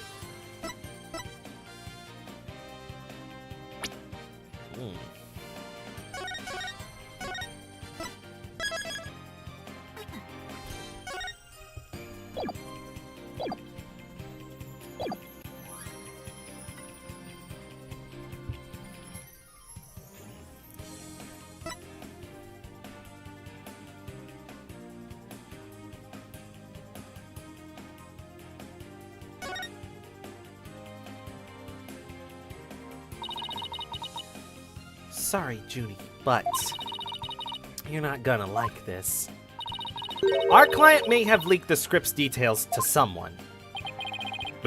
What the devil? Omae wa mo shinderu. Hey! And I know I shouldn't have, but I revised the script to favor the prosecution. But Prof. Corti noticed it immediately and had it changed back. Miss Woods did not want Hugh O'Connor to win the mock trial. That's why I believe she leaked the details to the witness, Robin Newman.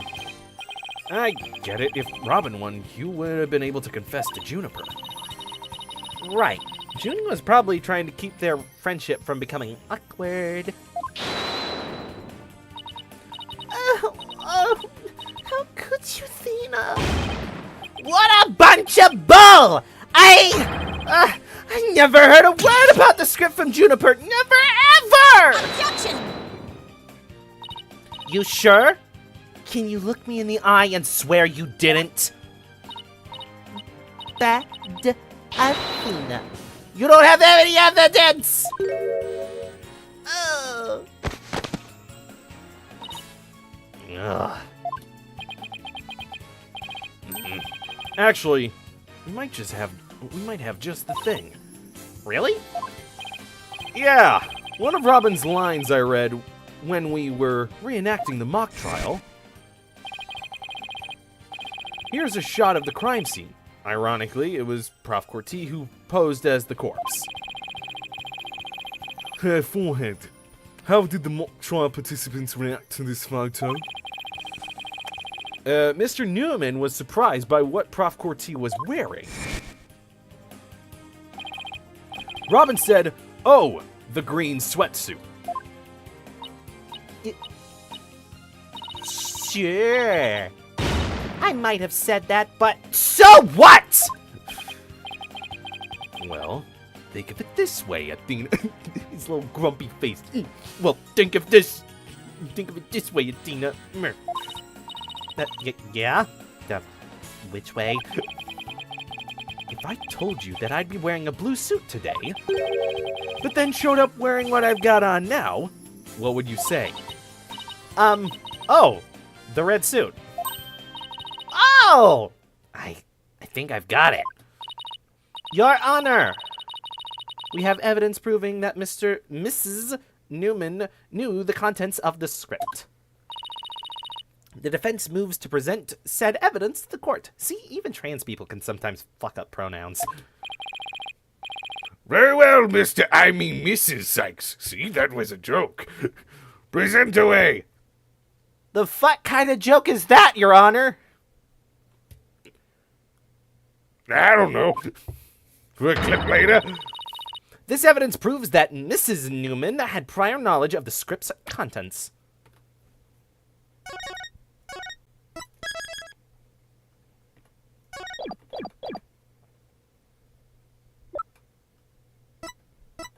Wait. Huh? Huh? Take that! I'm guessing it's the script? The mock trial script. Miss Newman, during the mock trial, you were shown a photo of the victim's body. And reportedly, you reacted by saying, "Oh, the green sweatsuit." Oh, yes, I said that. What's your point? you seem to have some issue with the green sweatsuit. And I think I know why. The proof is in the script, specifically on the Things to Prepare page. Sweatsuit victim's outfit will be a red one from the prosecutor's course. Oh. You were surprised because the sweatsuit in the photo was green. But if you didn't know about the script's contents, that shouldn't have surprised you. No! No! I thought we were friends, Athena. How could I have been so blind? In light of her privileged knowledge, I move to declare Miss Newman a suspect, Your Honor. What? That's a hate crime. What?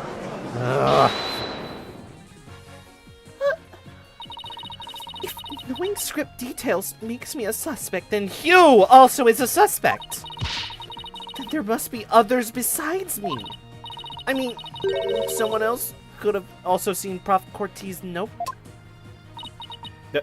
Note? What note? The professor and Juniper were working together to prepare for the mock trial, but only one copy of the script was made to prevent it from being leaked. But that gets kind of inconvenient, right? You're not seriously going to suggest. But it's the truth. Prof. Cortez did do exactly what you were thinking. She didn't write down any of the proceedings or the truth behind the case. But she did write a note to herself about the props and details about the victim's body. Is this really true, Miss Newman? If you don't believe me, send the police over to my house. Tell them to check the pictures on my camera. I thought it might have given me an advantage. So I took a picture of the note. That face was not smooth. Oh! I'd say she's telling the truth. Wait a sec. If there's a note with details about the body, then that means there are others who could have made the murder look like the client's script. Yes, I believe you're right. Ugh. Apparently, this case isn't as clear-cut. Are you being racist? Same race as me, dumb box. I am a privileged race of journalists.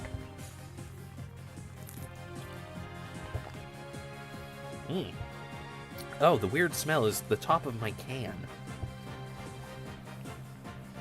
That's not great.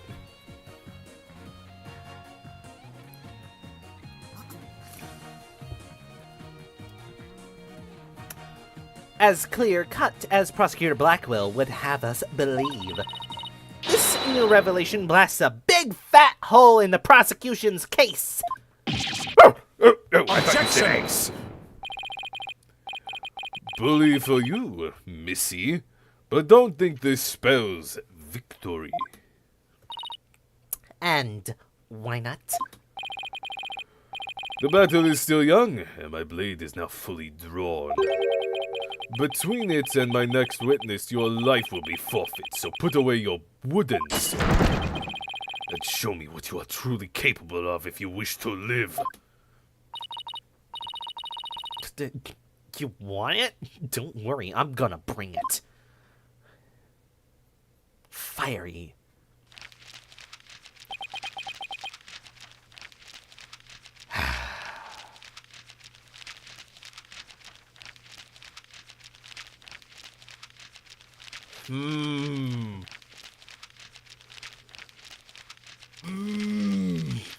You know, it's Ace Attorney. It'd be hilarious if they doubled down on, like, all three of them. They changed it. A senior in the prosecutor course who served as the prosecution in the mock trial. He is really a she. would rather be an artist. I mean, the eyes are pointed, and on the display here, the closest we get to pointed eyes is Simon, but not like this. But they're not holding their hair back, so... Will Ace Attorney double down, and this is another woman, and that's how they're all friends. I already said I want nothing to do with this trial. How juvenile. It is not a matter of what you want, for you will cooperate, Hugh O'Connor. Prosecutor Blackwell, why have you called this witness? You will recall that the day before the mock trial, in short, the day of the murder, the accused testified that she left for home around 6 p.m. Yes, my notes here confirm that fact. Right. Our client wasn't at school at the estimated time of death, so she... Objection! I was not done. Yet, that was but a fallacious lie. Or am I mistaken, Golden Boy? I'm not sure about pronouns in this courtroom anymore. Why do you think they blew it up? They had to kill all the trans people. Oh, no. No! I've no intention of saying anything more. Now, if you'll excuse me... Hold! I'm not through with you yet. It seems the rogue prosecutor has it out for me. Yum yum. Leave, and we might just discuss you know what. No way. Wait. One little statement and Mr. Cool loses it, or Mrs. Cool, who knows? What's that all about? I changed my mind. I'll stay and testify. Are you sure, Mr. O'Connor? Why did you emphasize Mr.?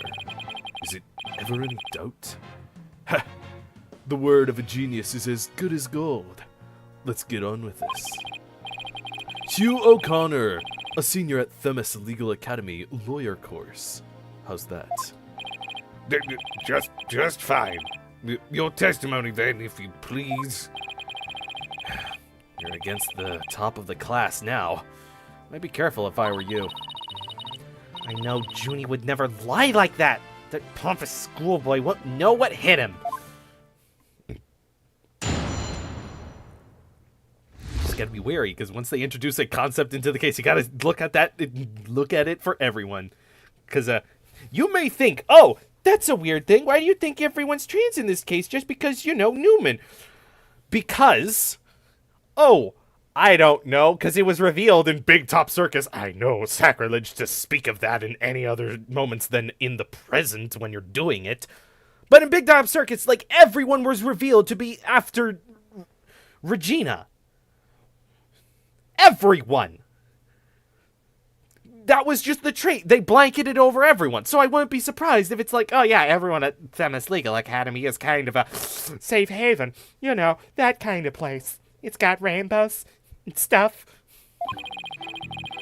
To get mentally prepared for the mock trial, I meditated at the archery range till 7 p.m. At around 7:15, I went to the main building before going home. That's when I saw Juniper. We didn't say much as we passed by each other. She seemed her usual self. That's it. Anything else you'd like to ask? That is quite enough. Well done, Golden Boy. Was there a twitch when he went into that animation? Is that just to show that he's off-kilter now, or has that always been there to show he's just a facade? The final bell rings at 7 p.m., at which point the campus is a desolate place. Now, you will recall the tape recorder. We know the time of the voice recording. It was 7:10 p.m., the day before the mock trial. That was the dark hour of the heinous crime. Do you have any proof of that? As its final bell, the school plays a special broadcast when the clock strikes 7. The female voice on the tapes appears 10 minutes after that broadcast. The killer waited until the school was empty to spring a devious and deadly trap. Tape recorder updated in the court record. So, when the witness saw the defendant, that would have been... Indeed, it's 5 minutes after the voice was captured on the tape in the uproar. Ergo, we know that the accused was still in the main building, even after the killing. So, the time of the murder and the time of when the body was moved... Great, another inconvenient testimony. Miss Sykes, your cross-examination, please. Go on, reveal this one's gender. Go on, do it. You're a freak. I know I am. Ugh. To get mentally prepared for the mock trial, I meditated at the archery range till 7 p.m.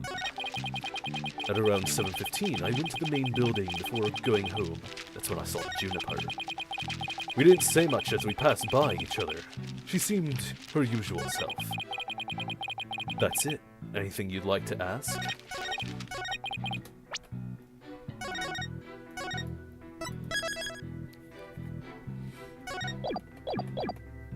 Hold it! Hold it!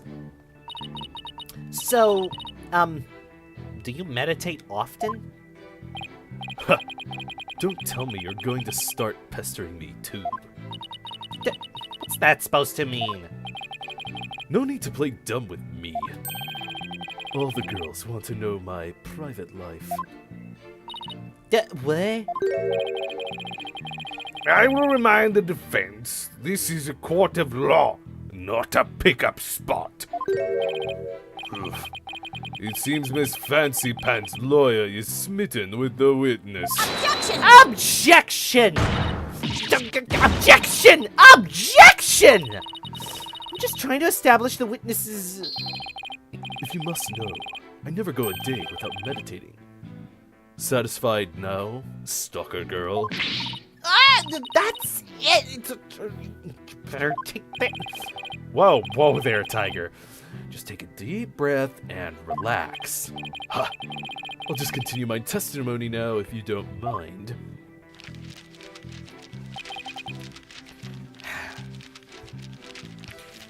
Oh, I wonder if they're gonna call back to that. Hold It's like, Oh, you thought it was this, but haha! though they weren't that super disrespectful when Miss Newman popped. So, hopefully 2013 was a better place? Who knows? Our client has stated she went home at 6 p.m. You and Prof. Corti were busy preparing for the mock trial together yesterday, right? Was that the last time you saw her? Yes, I left school around 6 p.m. No. Wrong. I don't know what she was doing, but Juniper was definitely at school after 7 p.m. But I suppose neither side can prove one way or the other. Ugh.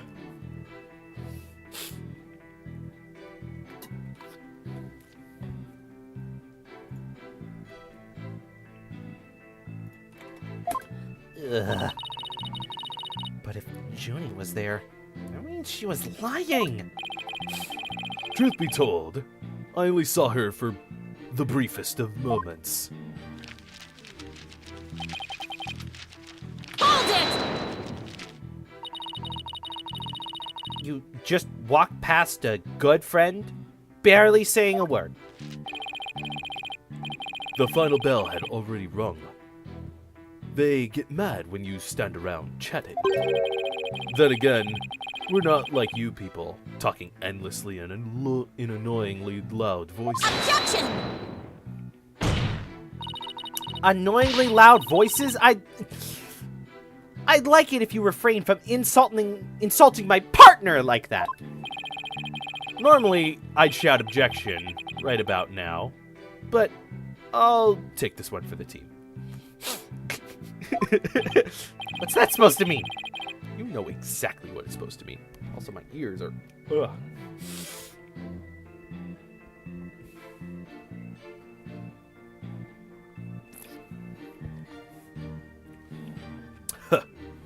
Anyway, I think that's all about I have to say. That's it. Anything else you'd like to ask? Hold it! You murdered them! All right, I'll take you up on your kind offer. I expected as much, so go ahead. Ask away.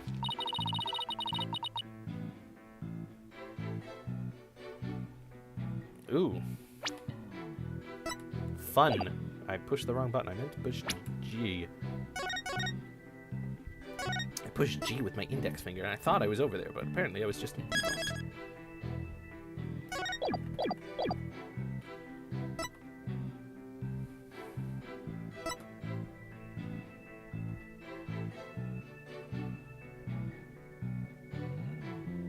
All of these are great questions. But I'm going to ask this. Please tell the court what you were doing on October 23rd, the day before the mock trial. It's an easy one. Nothing in particular. Nothing at all. You didn't help with the preparations? You don't get it, do you? I was merely playing the role assigned to me. I left the preparations and the like to others. My job was to be mentally prepared. Yeah, Junie put her heart and soul into getting things ready while you just sat on your behind? Just to reiterate, I spent most of the 23rd meditating at the archery range. Didn't talk to anyone until the school closed at 7 p.m. I suppose a few archery club members did come along and go while I was there. But you didn't talk to anyone. Not a single soul. That's right. I didn't say a word to anyone till the final bell at 7 p.m. Who'd you talk to? I see. This is crucial information. Please add it to your testimony. I don't know if you're bluffing, but if you are, you have a pretty good poker face.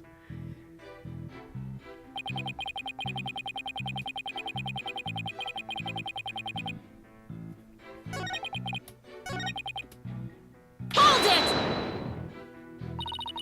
You really didn't talk to anyone.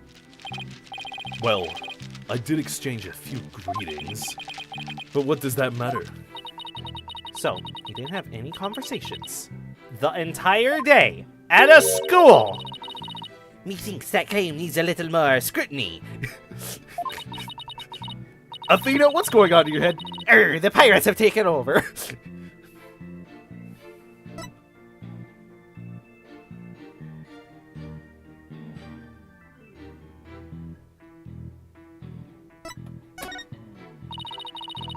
Why would an honor student like you ignore the last bell?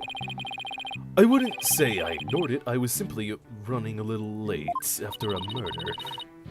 Do you remember exactly how late?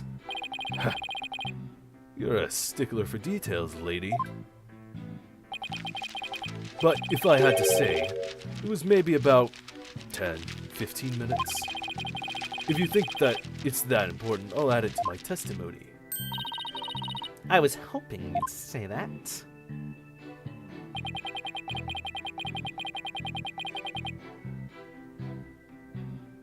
Oh!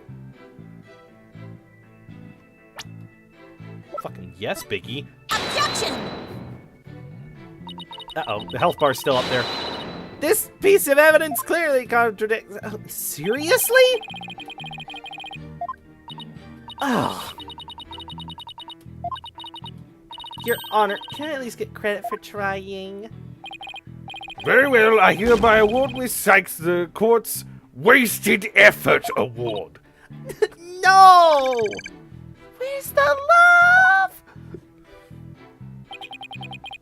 Fucking noob.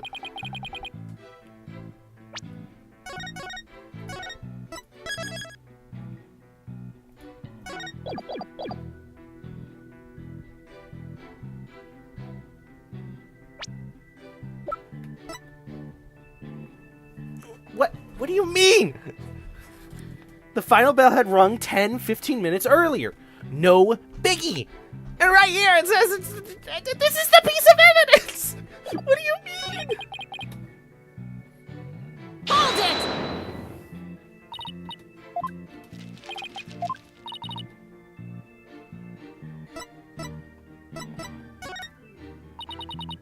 Did you stop by the art room? Or as it's known, the scene of the crime? No, I didn't. Can you prove it? As much as I'd like to say I could, I can't. But let me ask you, can you prove that I did it? Oh man, he's really going down the prosecutor route. What? I'm an attorney's court, you know? Not with that kind of attitude. As much as I'd like to say I could, I can't. But I will ask, how often do you visit there? Hardly ever. There's no reason for me to be there anyway. There's no reason for you to be there. Is there an echo in here? If something's bothering you, I'll just add it to my testimony. How considerate. Thank you for noticing. Let's add your statement to your testimony. Still 5 pips.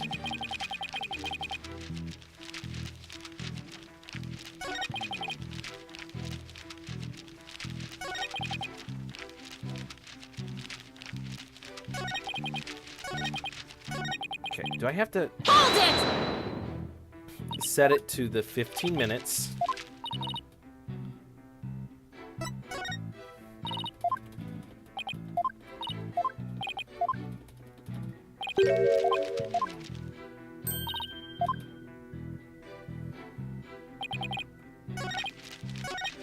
Hold it! There we go. Our client has stated she went home at 6 p.m. You and Prof... Oh, this was already said. No, wrong. I don't know what she was doing, but Juniper was definitely at school after 7 p.m. Well, I suppose neither side can prove the way of the other. Oof. If Junie was there, that means she was lying, and yada yada for the briefest of moments.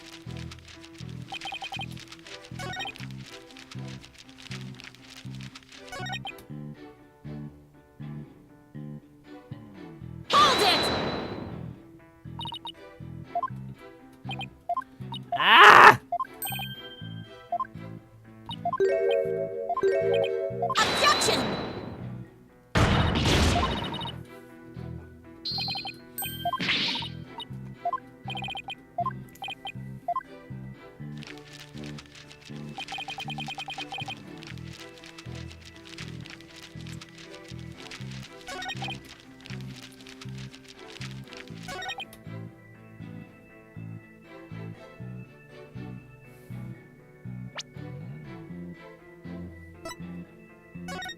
Ooh.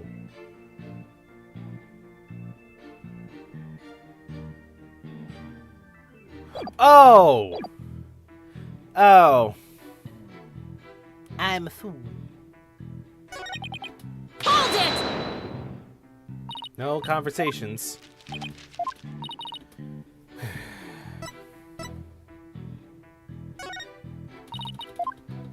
So that means I gotta look at the book. Yep. Always remember what Phoenix Wright tells you. Look at all your evidence.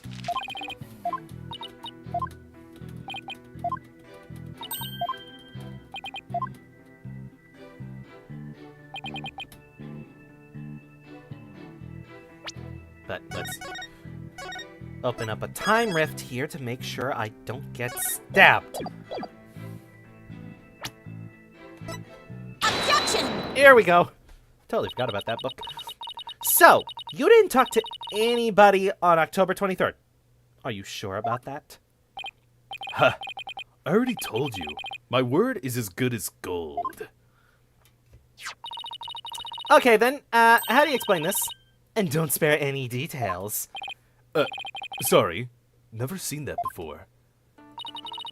This is the victim's planner. She recorded all of her plans in great detail. So much detail. An entire frickin' day. Just 20-second routine report. Need to speak.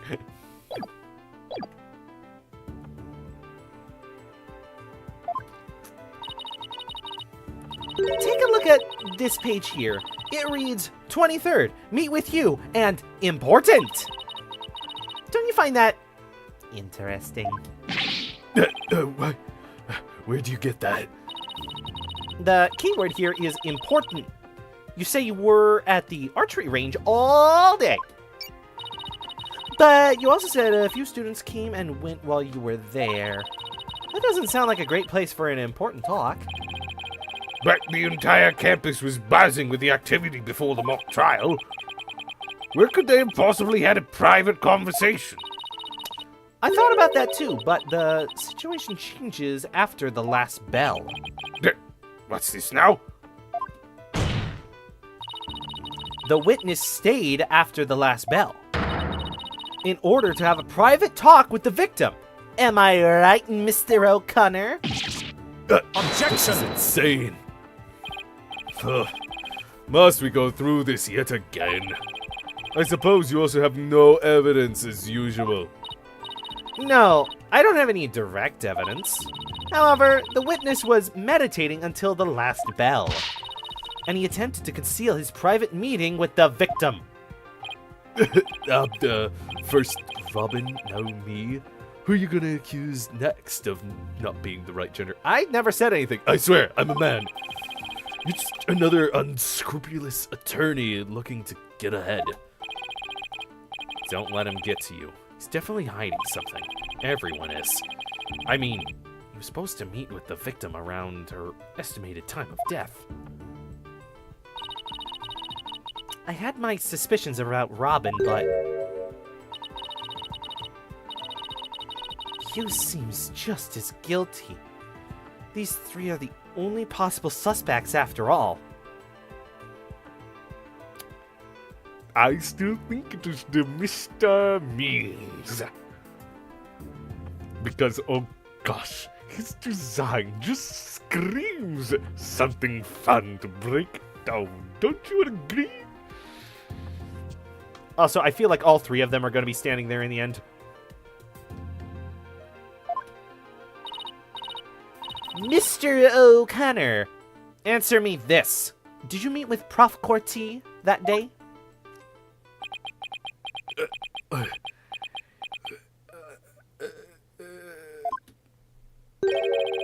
Sorry, Mr.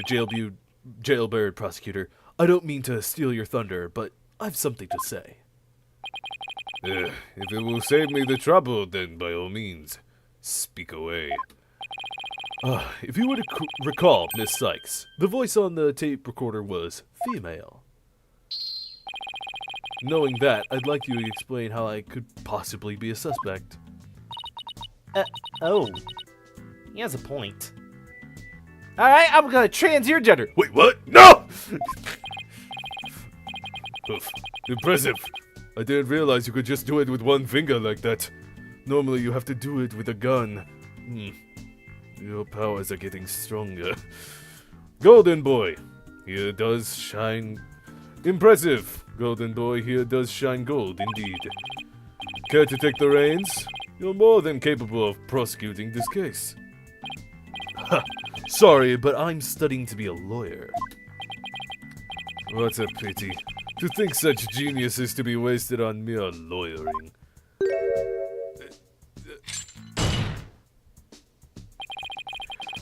At last, your moment is here, Sykes Dono.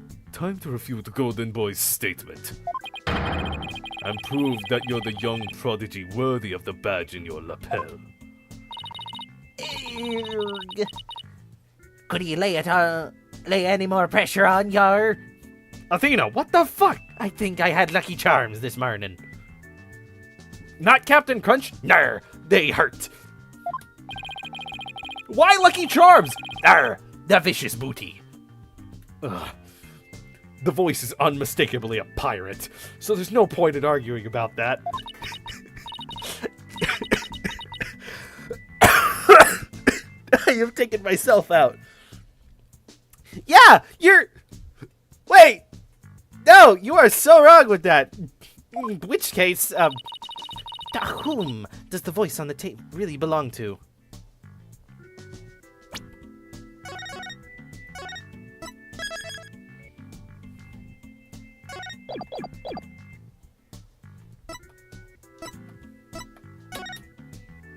Yeah, everyone keeps forgetting.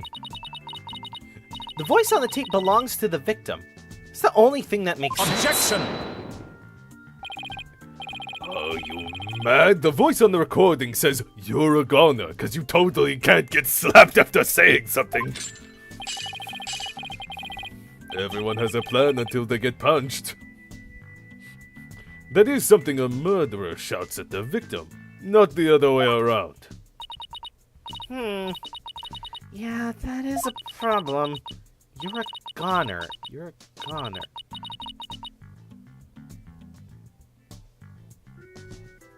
Is it say you're O'Connor? Athena? You're a goner. You're a goner. You a goner. Hugh a corner. Hugh O'Connor? Wait a second! Whoa there, Athena. You're scaring me. More than the pirates. You're scared? I'm terrified for even coming up with this. With what?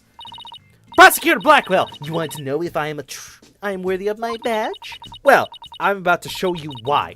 Despite my age, I can wear it with pride. Ooh, yay, during Pride Month, how da.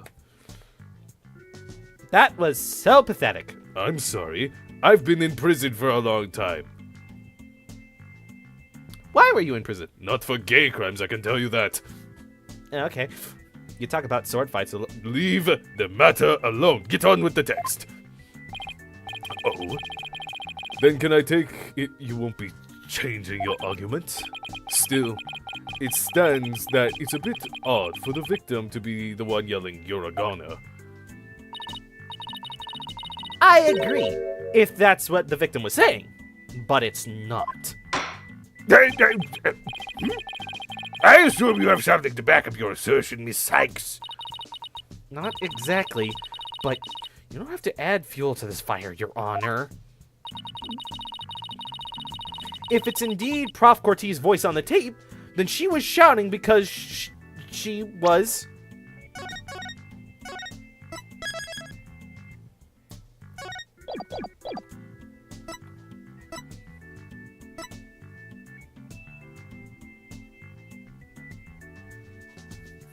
being threatened. Let's go with that one. The health bar's still there. You're a goner was a threat the witness shouted at the victim.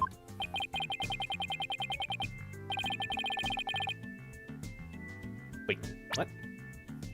You're a goner was a threat the witness shouted at the victim.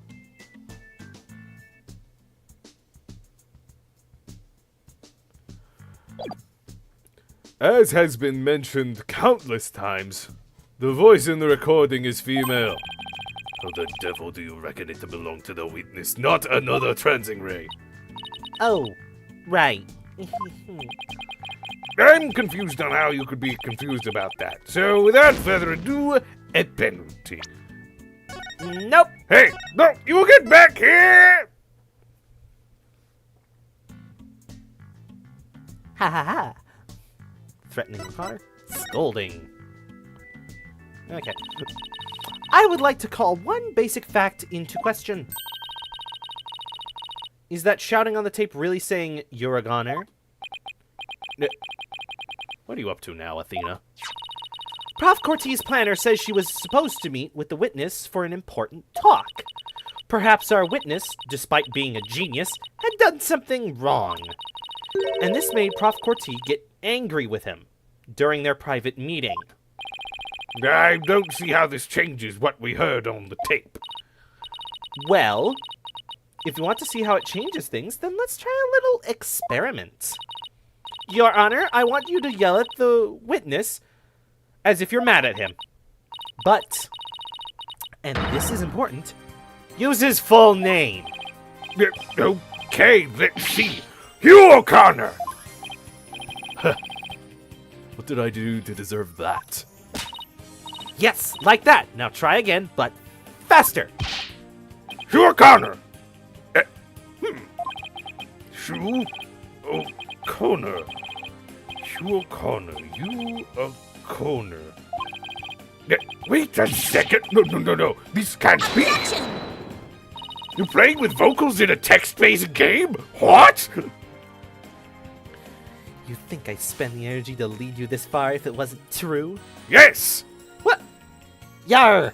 Fuck you! Is that an Irish pirate? Yar! It be me Lucky Charms. Fuck you. Yar! Ah, but it is, Your Honor. Humans are not perfect. That's a scientific fact. I thought it was scientific. No! None of that! I haven't even told you any stories of Sky. How do you know? She was in Germany for one day.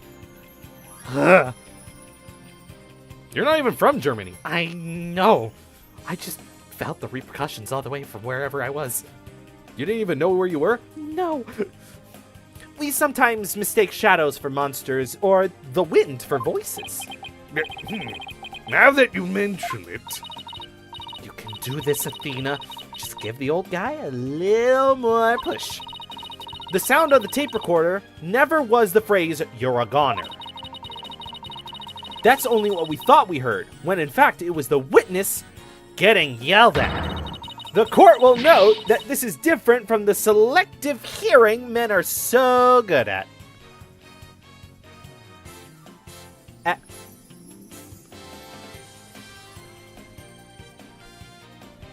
Okay, cut the triumphant music. What?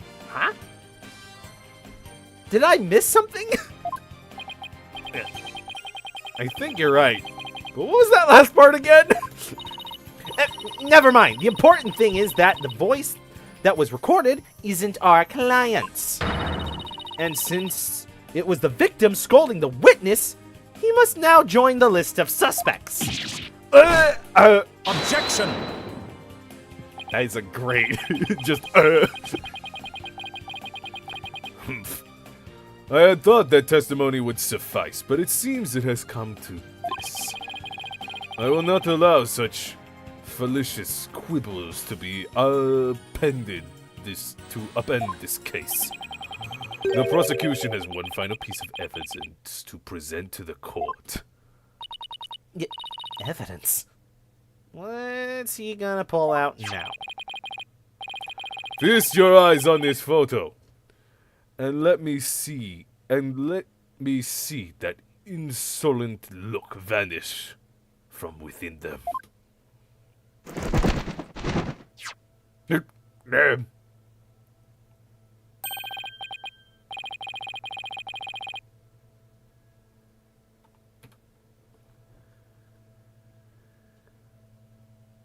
Yeah. Clock says at 7. Is that a winch? That means they wouldn't need a crash mat. They could just drop it down by tying the hands together.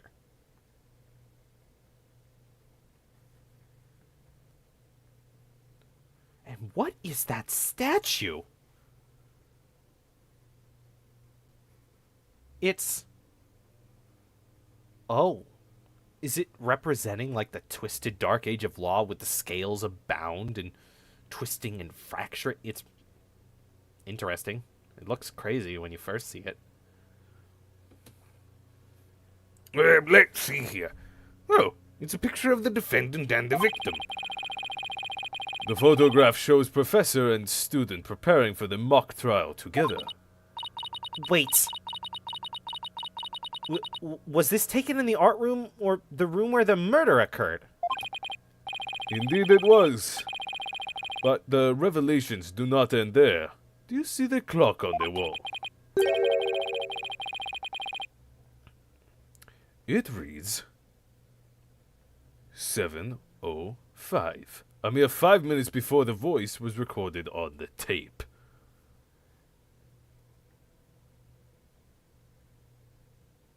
I don't want to spoil too much, but Yeah, that clock is extremely accurate to that time. But it has no numbers. So.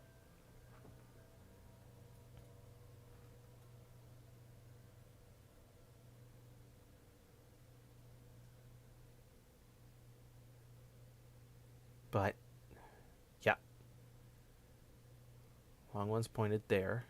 It's just after a point. So yeah, that is 7:05. There's no way to dispute it.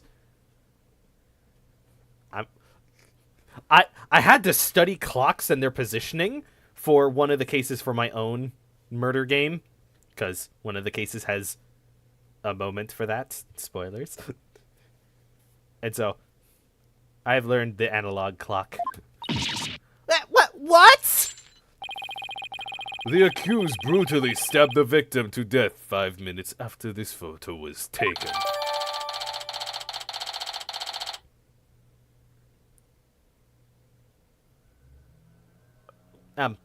How can you prove it was the day, though? It seems the defendant's culpability in this crime is quite obvious. Junie was with Prof. Corti just 5 minutes before she was murdered? What? No, nothing I say can change that fact. Understand now? You can believe your client all you wish, but try as you might, such misplaced faith will inevitably be cut down before the cruel, steely blade of truth. Is Ace Attorney really gonna make it the first time there is a female being the attorney they lose? Listen, Missy. The person you'd like to save, more than anyone else in the world. I'd be willing to wager that your defense isn't what they desire. But I became a lawyer, so I could... No. You still fail to understand, after so much pain and defeat. The courts are not the play yards of little children dressed as lawyers. So before you break your back in failure, run along home and grow up.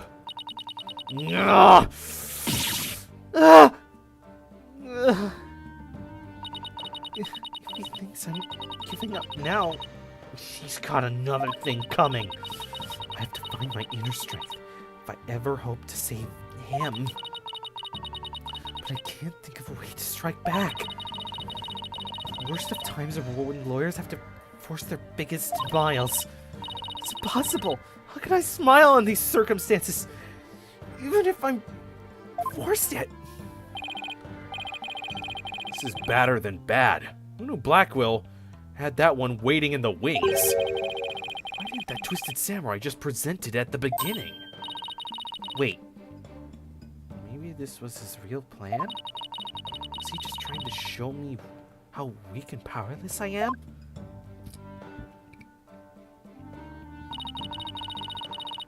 Maybe he's right. Because I haven't really got a clue. Who's the real killer? Who murdered Prof. Constant Corti? Robin Newman, a girl who had been forced to live a lie as a guy? Or was it Hugh O'Connor, the honor student who had met with Prof. Corti? There seems to be little reason to debate the defendant's guilt any longer. The time for a verdict has come.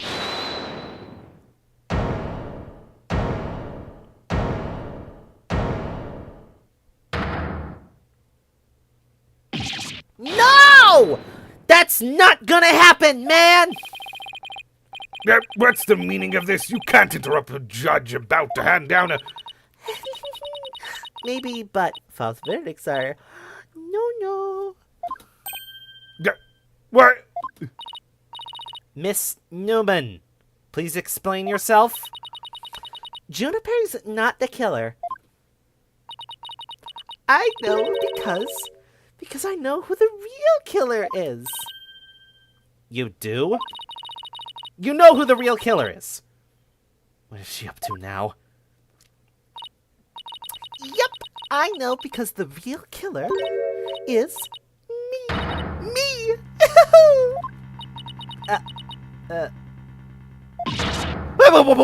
What? It was me! I did it alone! Just me! Ding ding. It was all of them. I don't get it. Why is she confessing? Miss Newman was witness near the stage. There's even a related photo of her. The more I think about it, the more suspicious she seems. Robin Newman isn't the kind of guy who pins the blame on friends! Just so he can walk free! Get it over with! Declare me guilty already!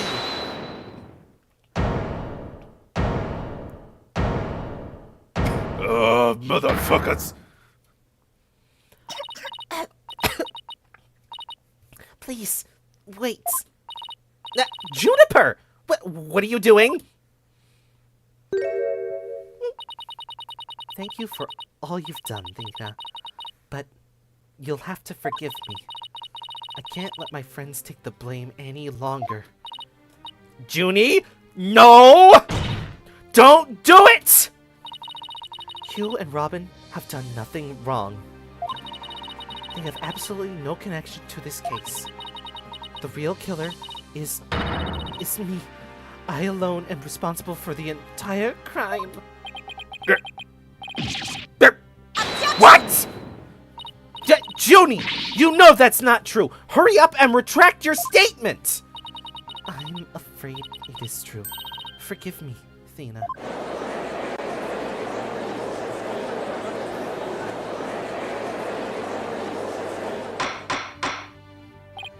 Order! Order! Will somebody please explain what's going on here? I see right through your cheap ploy. School rules state that a prior conviction terminates one's eligibility to graduate. A guilty verdict here would make whatever dreams one had go up in a puff of smoke. Oh, I wasn't aware.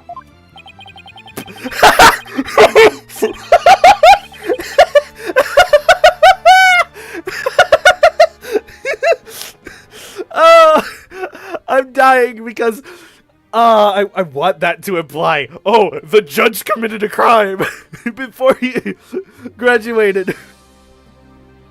Yeah, I killed a man. Whatever. We didn't have DNA evidence back then. No one could pin me. And it's been well over 15 years of the statute of limitations, yada yada bullshit. Even meek... Did you... Even meek little mice will fight when cornered. A pitiful spectacle, I might add. These vermin are trying to protect each other now that they're nowhere easier to run. You mean else? English is not my first language. What? No. Fine. I admit. English is my first language, it's just difficult to do it in an accent. Yeah. I'm going back to this. You can't force me. Meh.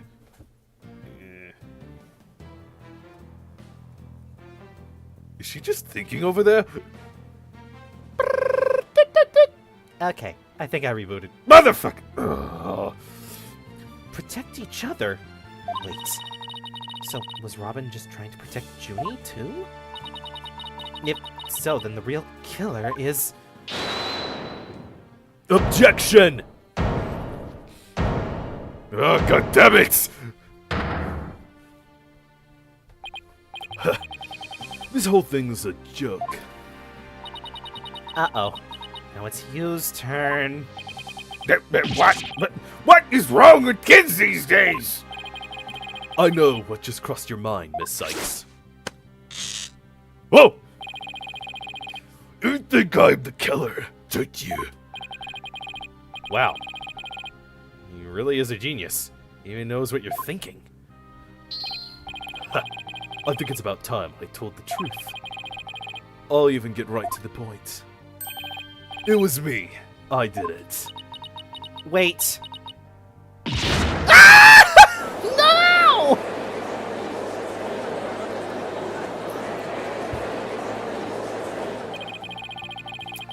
No, both potential suspects are claiming to be the real killer. Ugh! I am so confused right now.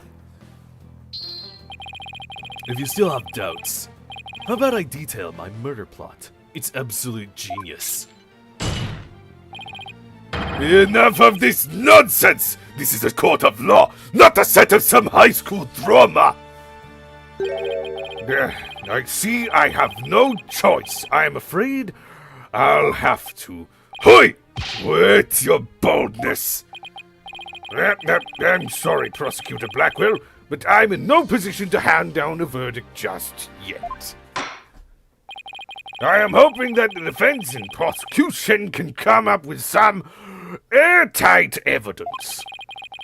That is why I'm giving you both the rest of the day to continue investigating this case. Pinch me. I think I'm dreaming. Fine. Do as you wish, asshole. This brings today's proceedings to a close. I can't have too much drama. Court is adjourned. Ah, what meddlesome children. To be continued. Save current progress.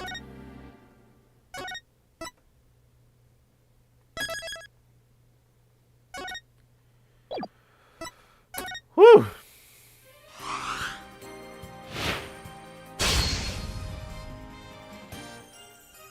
What a trial!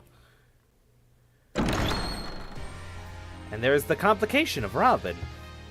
Why are they not seen as a trans icon? Who knows? Maybe it's because no one's played this game. Well, we'll pick this up for the investigation segment next week, Monday, noon-ish. I'll see you then. Ugh.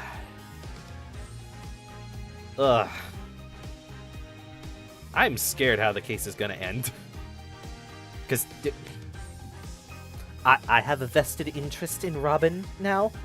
They are representation. And I've never heard of them before. So, I just hope it's a factor of, oh, you know, it's just that no one played these games. Not other reasons. Because it can still go bad.